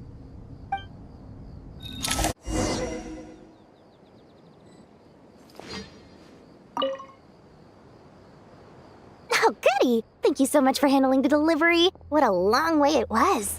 You've really outdone yourselves. I'm well aware what a bumpy, dangerous journey it must have been. Now, I would have loved to oversee the process myself, but of course, those of us who know the plan can't leave the mausoleum. Oh, trust me, I'm patting myself on the back for my assembly work here. Simply flawless work. But will you really be needing all of this? According to our plan, yes, this is the quantity required. I have no complaints about the quality either. Only the price. So expensive. I heard you covered a lot of the funding out of your own pocket. Oh, that's an exaggeration. The Academia provided most of the funds. I just offered a small token of my goodwill. Of course, the real tragedy is how little profit I'm making on this. You know, it's a serious crisis when you can't even make money out of it. It's really quite a beautiful design. And I'm intrigued by how such a diminutive device is able to output the power of the Light Realm. Did you attend the lecture on Light Realm energy, Madame Farzan? I don't believe I saw you there. Of course I attended. I was just a little late, so I had to listen to the whole thing from outside the back door. Anyway, I have a perfectly good understanding of Light Realm, elemental and abyssal energy, as well as the relationship between the three. Good to know. Master told me in private that the conversion process between Light Realm energy and elemental energy involves highly classified knowledge that shouldn't be disseminated too widely. But even so, the scholars still shared said information. Well, you can't enforce a rule that everyone breaks. Is that the idea? At first, the Dendro Archon was reluctant to explain it in great depth for safety reasons. Later, she came to terms with it and simply informed my master that we would all have to face the question of survival together. To protect someone from such dangers means keeping them in the dark. But for someone to know and embody the wisdom within, they must understand its very essence. It's an information hazard. We're exposed to danger just by knowing the facts. And just like bait, it lures us in by offering us the solution to our problems. But if you're not careful, you'll end up pursuing it down a dark path. A tricky problem. But today, this big problem has been broken down into many smaller, more trivial ones. What do you mean? Ah, I get it. For instance, you and I share secret knowledge, while she and I take on the risks of life, death, and fate. Something like that? Hey, what? That is not what I call a trivial problem. Well, as they often say in Vahumana, an event that is monumental to the individual is negligible in the grand scheme of history. Generally, the fate of the individual is an insignificant affair. Being from Amorta, where the subject of our research tends to be a lot more personal, I have to disagree. It's hard to dismiss the individual as insignificant. In other words, the big problem of survival has been broken down into many small, interconnected factors, and each one of us represents one of those factors. When the same secret is shared with a group of people, the same fate binds them together. Most people would find this unimaginable, but to us scholars, this is the path that has always beckoned to us. Sharing knowledge is a good way to fight against fate. I will always believe in that. All right, I think that's everything. Thanks a lot. But don't go anywhere just yet. I'll still be needing you to calibrate the equipment. Okay, the materials are ready. We can proceed with the next phase. Al-Haytham, how are you getting along? Most of the information in Aru is written in ancient desert scripts. Some of this is written in a tribal language, while other parts seem to be a variant of an Oasis script, based on the glyph forms. Oh. Not lost to history, I hope. Some are. All we can do is infer the meaning based on the rules of related languages. Although, this section actually fills in some of the missing historical record. I'm transcribing it so we can bring it back to the academia. After Aru started up, 2 more lines of text appeared here. Can you read them? Humans may not read what is written by the gods, except by not reading. Victory should not be easy to attain, for it symbolizes divine wisdom. Knowledge must not waver, for it has external borders. Is this a clue to solving a puzzle? Or is it being symbolic? You can't read it unless you don't read it. Victory is wisdom. Knowledge is confined by borders. Wait, I think I've got it. It's a metaphor, isn't it? It's talking about... a chessboard.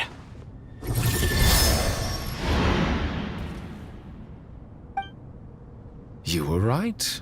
The youth of today are skilled at solving riddles.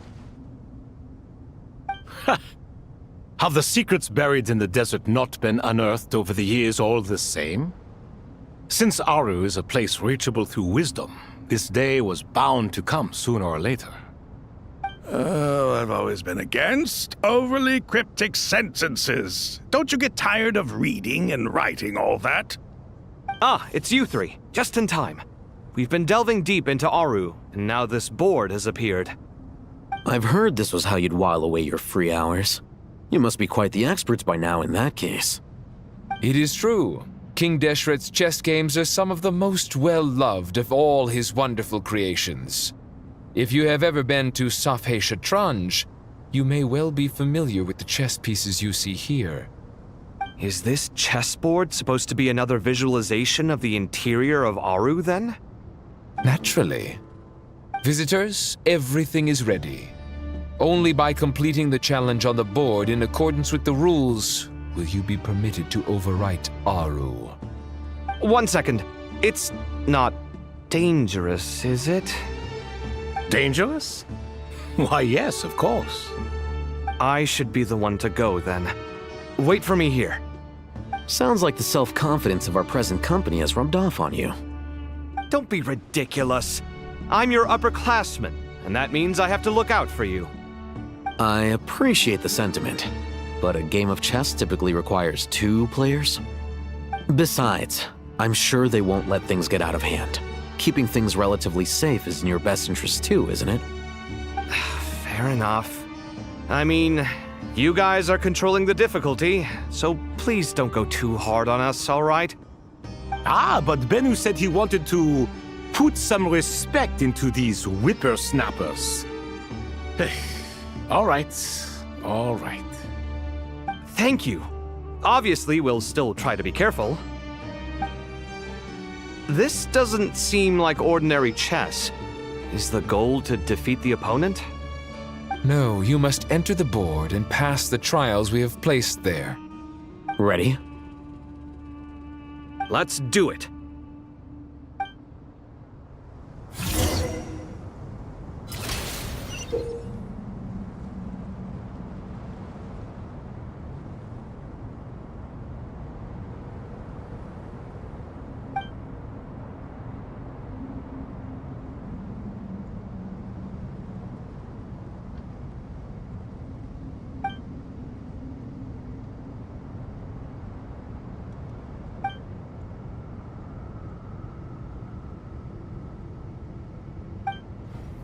The first trial is posed by me.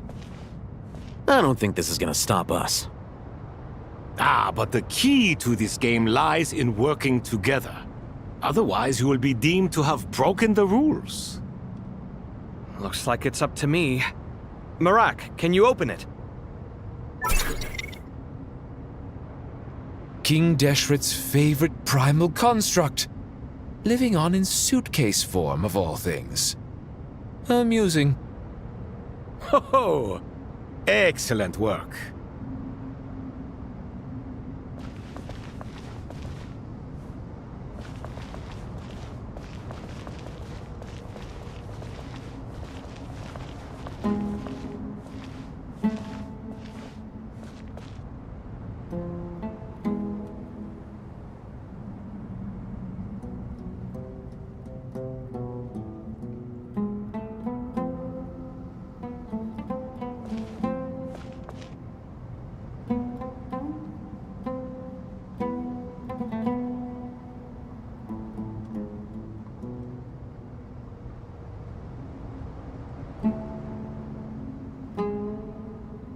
Strange time to catch up on sleep.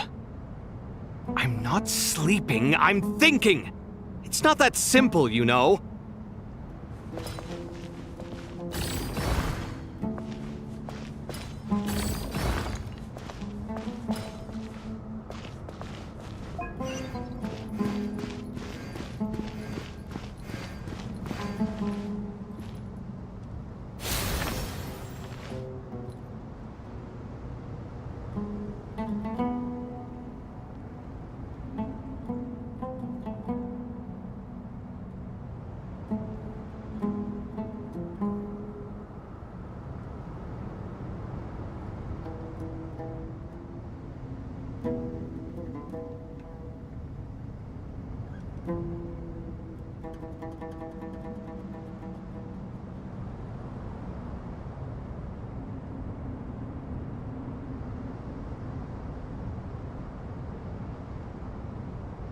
Alhaitham, what are you thinking?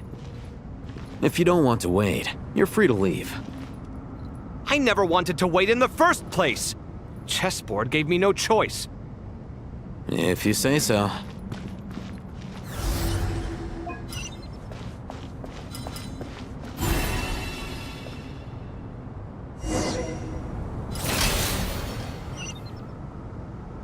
Now is the time for my trial. Now, don't be nervous. I'll make it nice and easy for you. Really? Thanks in advance. We appreciate it.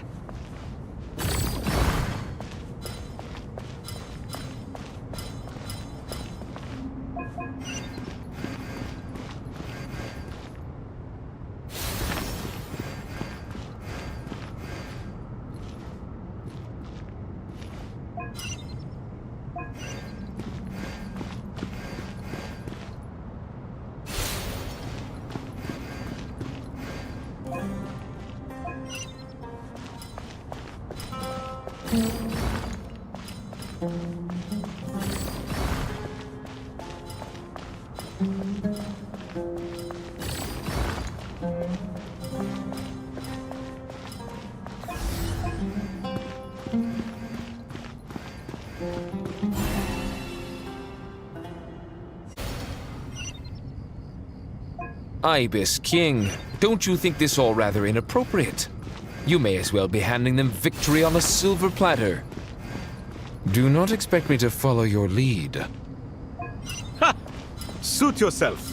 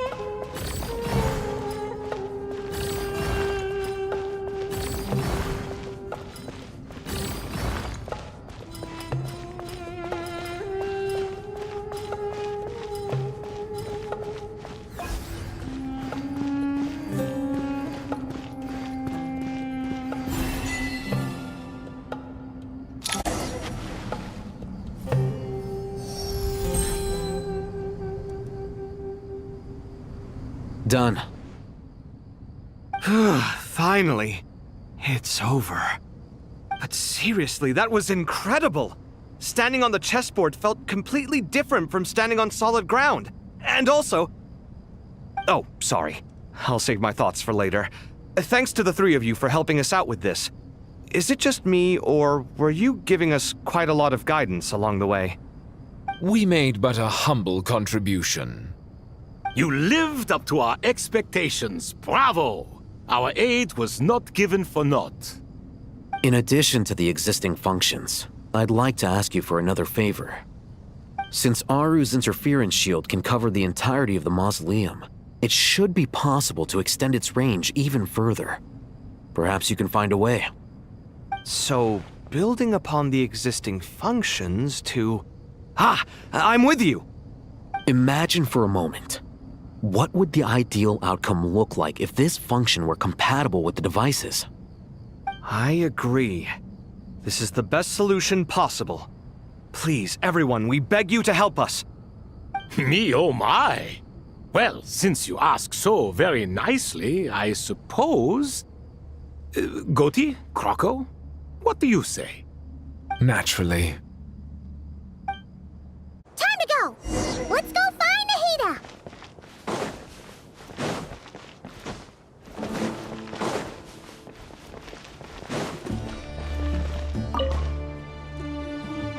There you are. Miss Nicole truly is an angel. She shows great wisdom in guiding others, and she has already sent word to Natlan on our behalf. She said that while the other members of the Hexen Circle are busy with important work, she is quite free, and she is more than willing to accompany the people of Sumeru for the entire journey. Oh, there's Nicole, all right.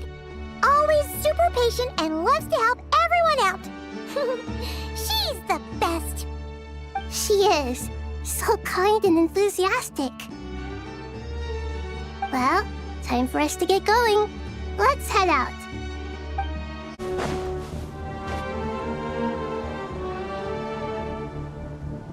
This should be one of the closest places to Natlan in all of Sumeru. There's the barrier Nicole and Nefer mentioned. It completely cuts this nation off from the others. But why? Why separate you from the rest of the world now, specifically? And if I'm not mistaken, Irminsul was polluted once before, wasn't it?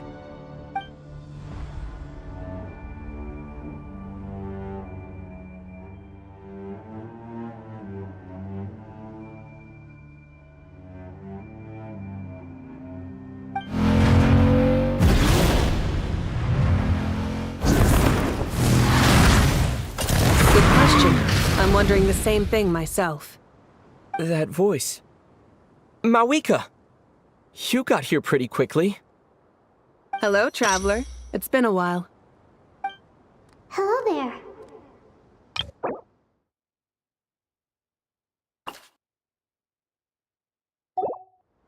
Hello, Dendro Archon. Malika, I apologize for asking you to meet at the border on such short notice. I also apologize for not being able to greet you in person. The form in which you see me now is one carried by the Traveler. The real me is inside the mausoleum of King Deshret, and I am reaching out to you with my mind from here. Irminsul has been infiltrated by the Doctor. We must be on our guard, as he can spy on information in the world from within the tree. Fortunately, there is no record of the Traveler in Irminsul, and you are still within Natlan's borders. My records will be preserved in the Night Kingdom, rather than the ley lines. As long as the Night Kingdom remains disconnected from the ley line cycle, the Doctor has no way of knowing my movements. Exactly. So by meeting each other in this way, the meeting essentially never happened. No wonder Paimon didn't come. You were concerned that her activity would be recorded by Irminsul. The Natlanese have heard about the situation in Sumeru.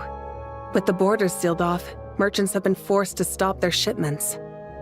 It's pretty serious, and you're the ones bearing the brunt of it. I'd like to address the question you raised at the beginning. I can offer a brief explanation, although it will sound rather cruel. I don't reach this conclusion gladly, but Irminsul predates the heavenly principles. It existed long ago, when the dragons of Natlan were at the height of their power. So even when the people of Sumeru became ill because of pollution, it was not a critical issue from the perspective of Irminsul itself. As long as it continues to function normally, the barrier will not be activated.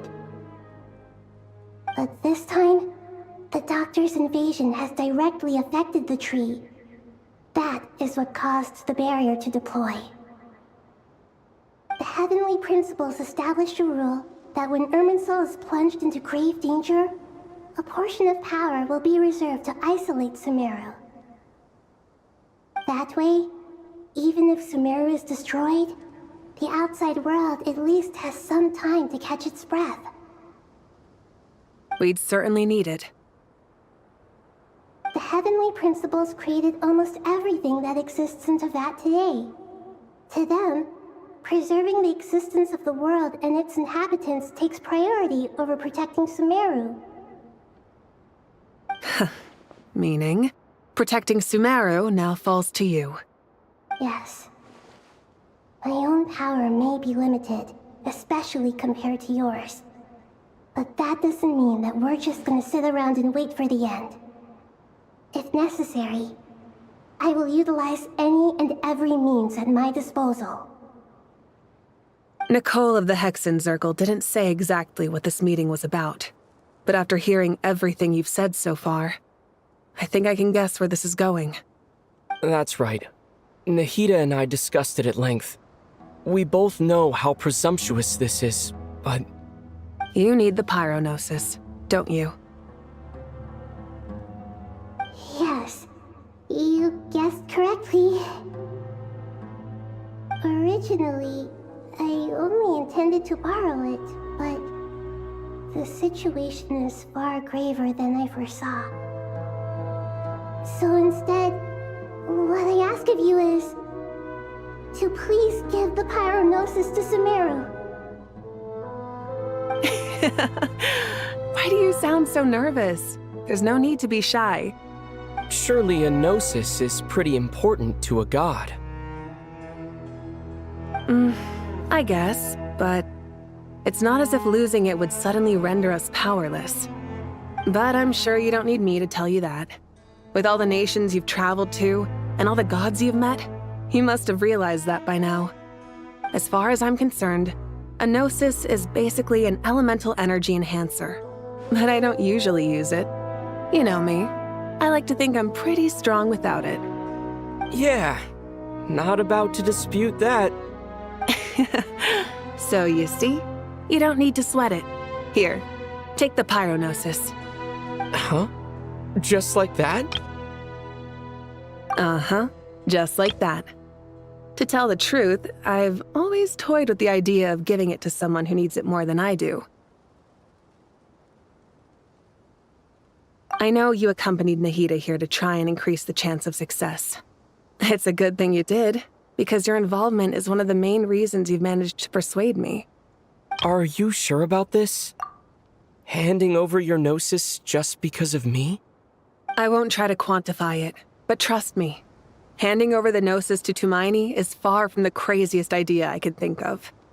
Besides, even if you hadn't come here personally, I think I still would have agreed to Nahida's request. Irminsul doesn't just affect Sumeru.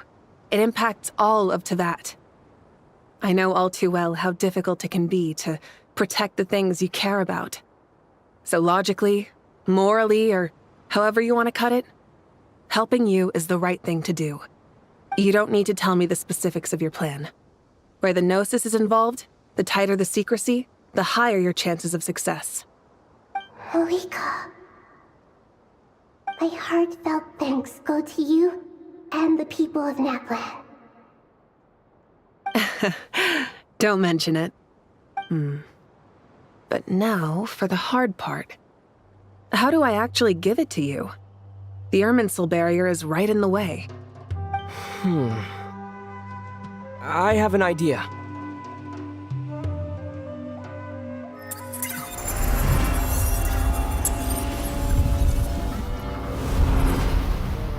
Just as I thought. Incredible. What did you do? Just made a lucky guess. This seems to happen quite a lot. Things that apply to everyone else don't seem to apply to me. I figured the same might be true here. Irminsul usually produces effects based on the records it holds. Since the Traveler is a descender, Irminsul contains no records of him, and thus has no way to impede him. Is that right? You really are full of surprises. Catch. Whoa! Thank you, Mawika. Thank you for trusting us with something so important. All right. No need to get so formal. It's not like we're strangers. Besides, there's still one problem. You might be able to pass through the barrier, but I don't know about the Gnosis. Any other surprises for us, Traveler? Let me try something. I have the Pyronosis in my hand. It feels strangely ordinary. Not particularly heavy, and yet, this tiny thing symbolizes the mighty authority of a god. I need to think hard about my memories of Pyro. My memories of journeying through Natlan. All those important experiences I've had.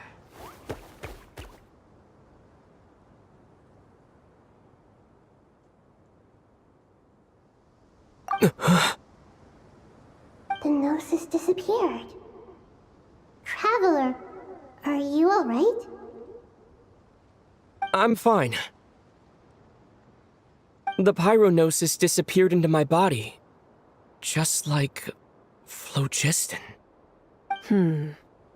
Maybe it resonates with you because you've mastered the power of phlogiston. You might not be recorded in the ley lines, but you're still our Tumini. Whew.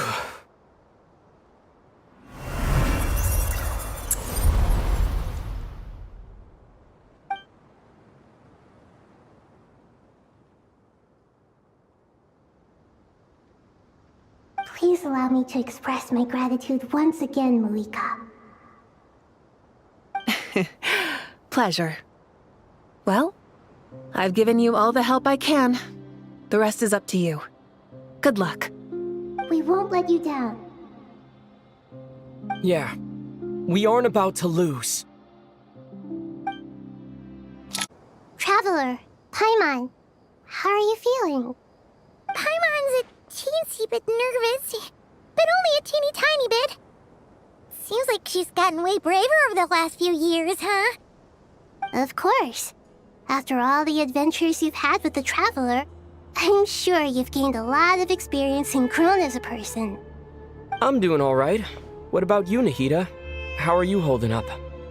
With the negative effects of Irminsul, I am a bit like a piece of fruit that's been burrowed into by hungry insects and left to rot. I'd be lying if I said it was nothing. But please don't worry. We all know what we're getting into, and we've prepared as well as we can. I believe in everyone. I believe in you. And I believe in myself. Stoking the fire inside oneself is certainly one way to live, but knowing when to rely on one's companions is also a form of great wisdom. I've been quietly learning little things from everyone, like plucking tufts of fur from a sumpter beast. Me too. With the constant traveling, I'm always learning and growing. That's the journey of life. I think there's someone else here who would share that sentiment. Don't worry about what I think. I was just passing by and happened to overhear your conversation. What are you talking about, Hat Guy? This is the top floor. No one passes by the top floor. Says who? You can fly just like I can. I would have thought it makes sense to you of all people. I don't know why, but I feel a little more relaxed now. It shows that you feel comfortable laying down your burdens in our presence. It means that Sumeru is a place you can trust, where you know we have your back. And we feel exactly the same way around you. That's what it means to be friends.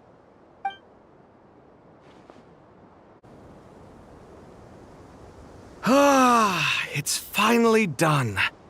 Ugh, but I have a nagging feeling that there's something I've forgotten. Oh, there you are. Everything wrapped up on your end?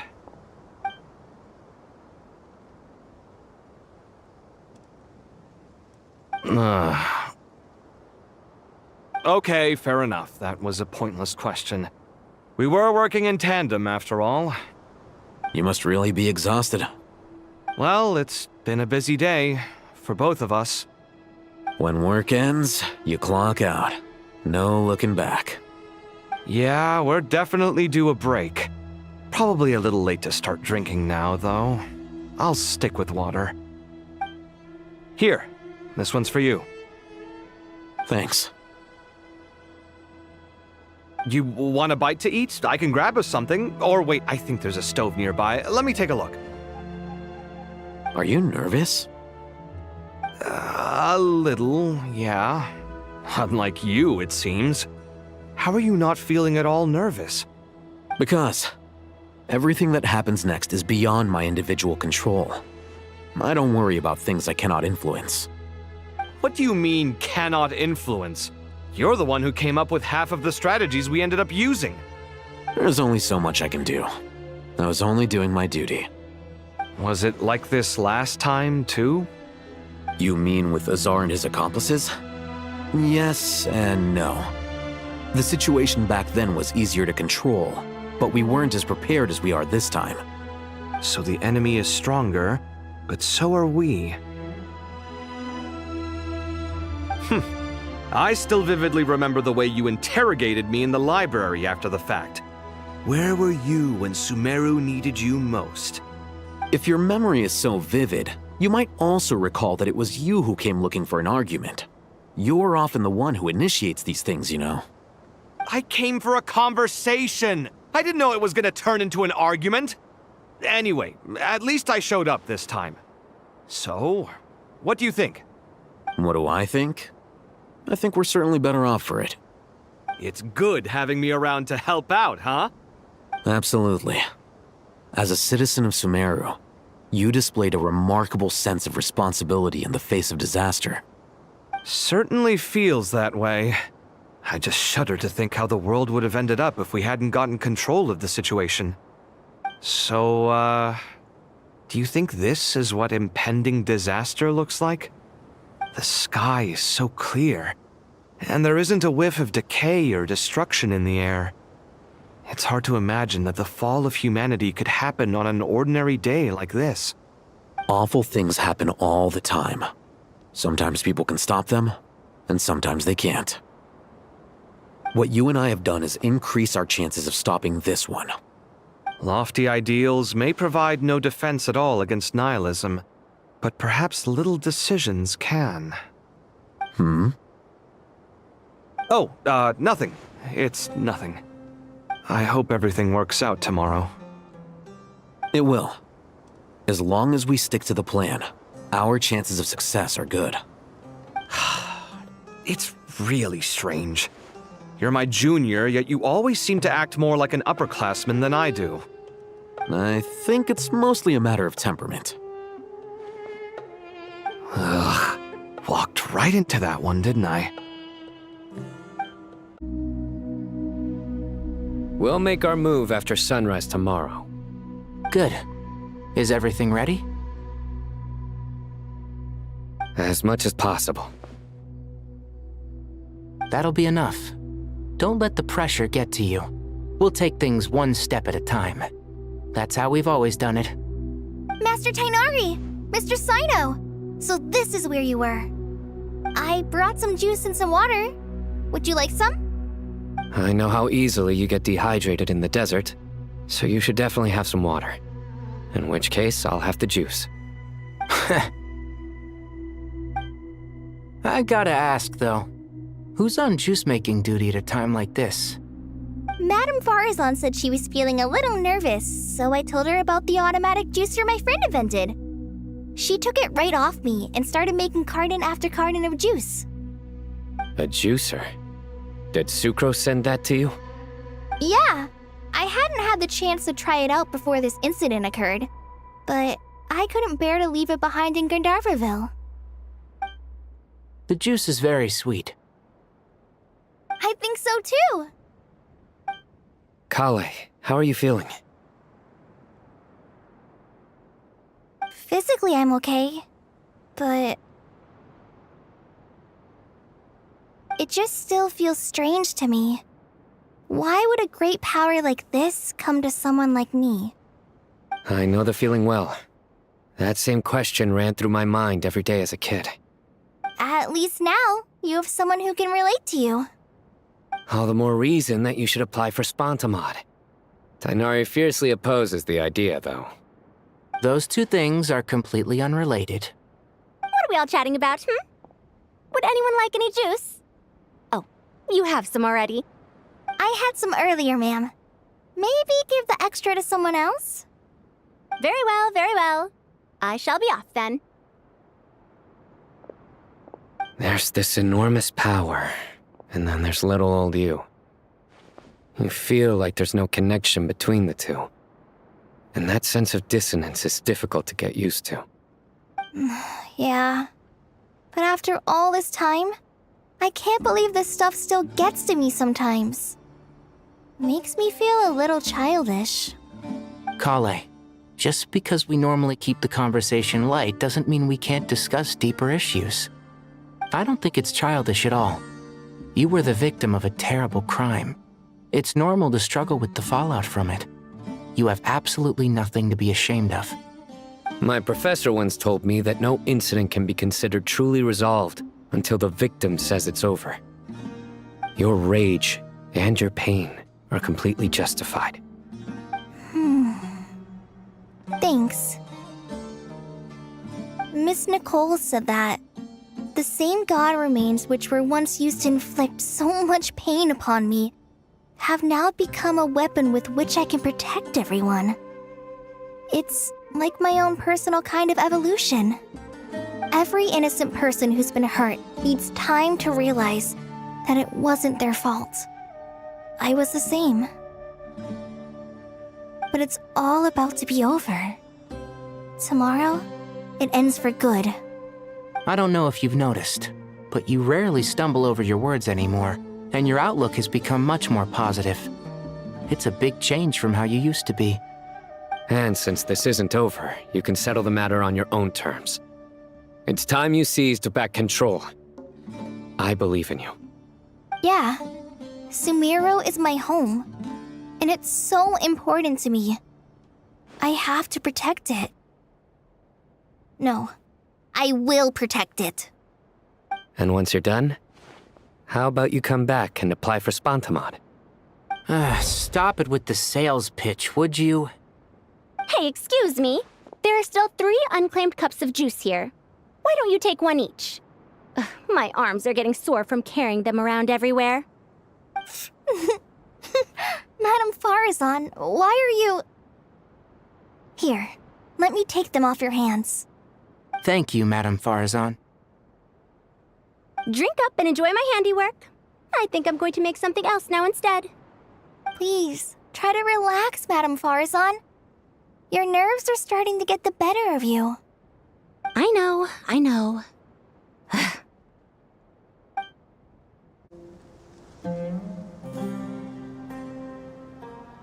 Something on your mind, Miss Nefer? Nothing in particular. It's just...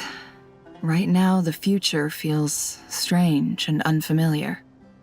But the future has not yet arrived. How can you say how it feels?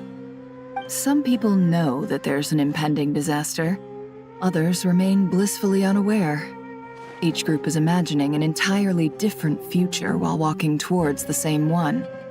But when they get there, they'll still find they feel differently about it. People are shaped by their circumstances. Different circumstances create people with different perspectives. I've always found the perspective of the Vahumana Darshan to be a particularly incisive one. Even at the height of the crisis in Nodcry, people held diverging opinions. But things are different this time. Indeed.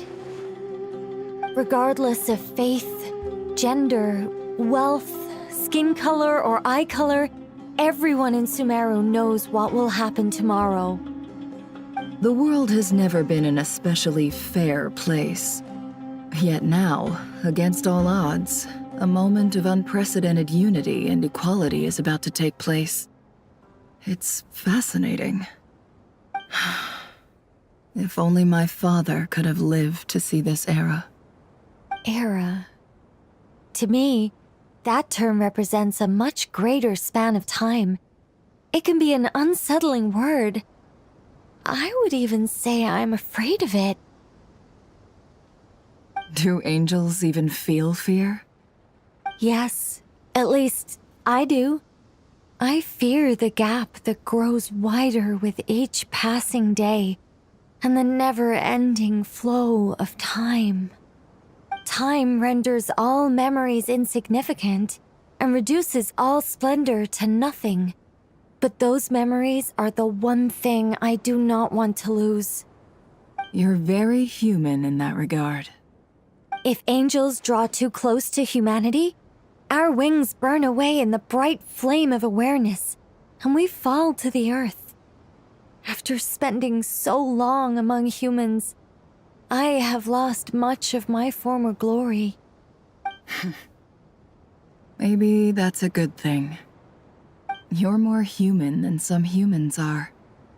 I've been talking to Kale a lot in recent days. We seem to be in completely opposite situations. I suppose that makes us good case studies for comparison. Case studies for who? Myself, I suppose. After comparing the two of us, I suddenly discovered that I desired more than before. It was a gentle, pleasant sensation. Just as most people pursue glory and miracles, I too am pursuing miracles of my own. Guiding humans to make the miracles in their hearts a reality. That is my miracle. It doesn't sound so bad, does it?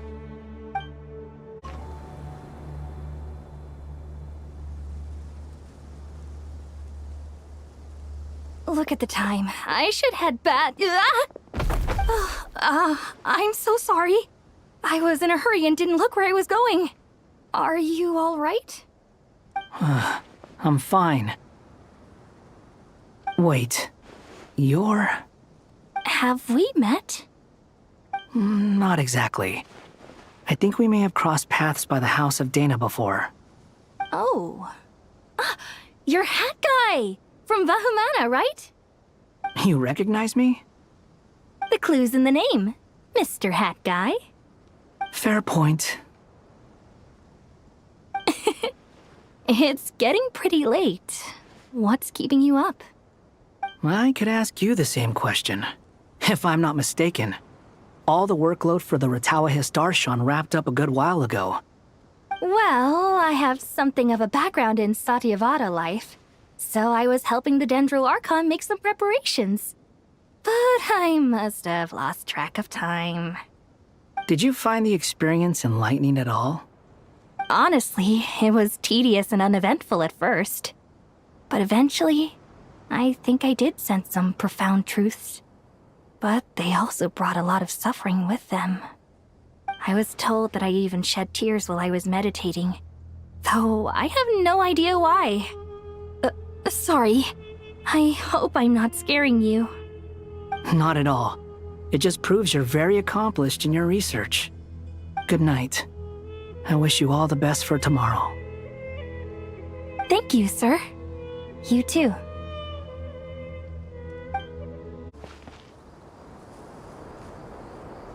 Too bad we've got a fight tomorrow. I could really do with a stiff drink. Let us pray instead. Prayer. How nostalgic. Lord Sangama Bay, Came to get some fresh air too, did ya? That's right. Actually, I was hoping I might run into you, Dia. I wanted to let you know that I've stocked up on that perfume you said you were so fond of. No, really? I'll take 2. Any chance of a friends and family discount? I knew you'd ask that. And I'm afraid to say that. Surprise! It's free of charge. That's very generous of you, Lord Sangama Bay. Does this mean you've made a fortune in Not Cry? Nope. Turns out it's not that easy to turn a profit there. I even ran some assorted losses. But anyway, that has nothing to do with why I wanted to give you and Dia a small gift. Remember that merchant caravan you two rescued in the desert last month? That was transporting my goods! No way!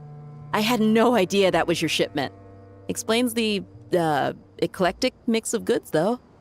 Lord Sangama Bay's investment in the desert and generous stockpiling of goods has helped many people over the years. The shelters you funded especially have made life a little easier for the children and the elderly. Wait, how did you know about that? Oh, I see. Nefer told you, didn't she?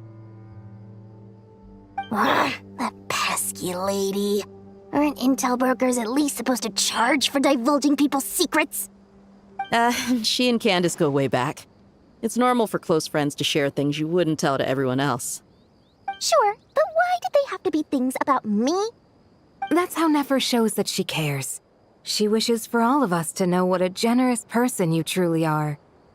It must be hard trying to make a living far away from home.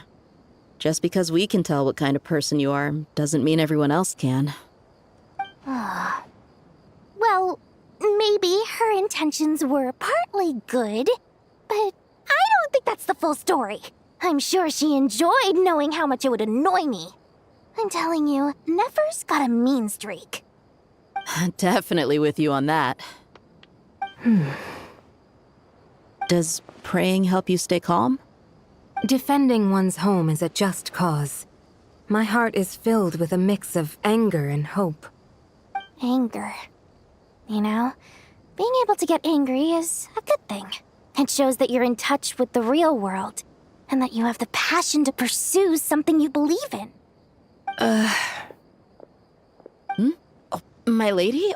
What are you doing out here? Just taking a walk to clear my head, and look where I ended up. Were you praying just now? Yes, Miss Dunyarzad. Would you like to join us?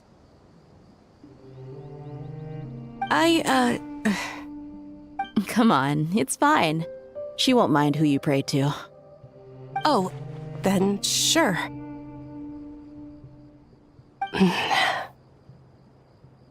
remember you, Miss Dunyarzad. You visited my shop before.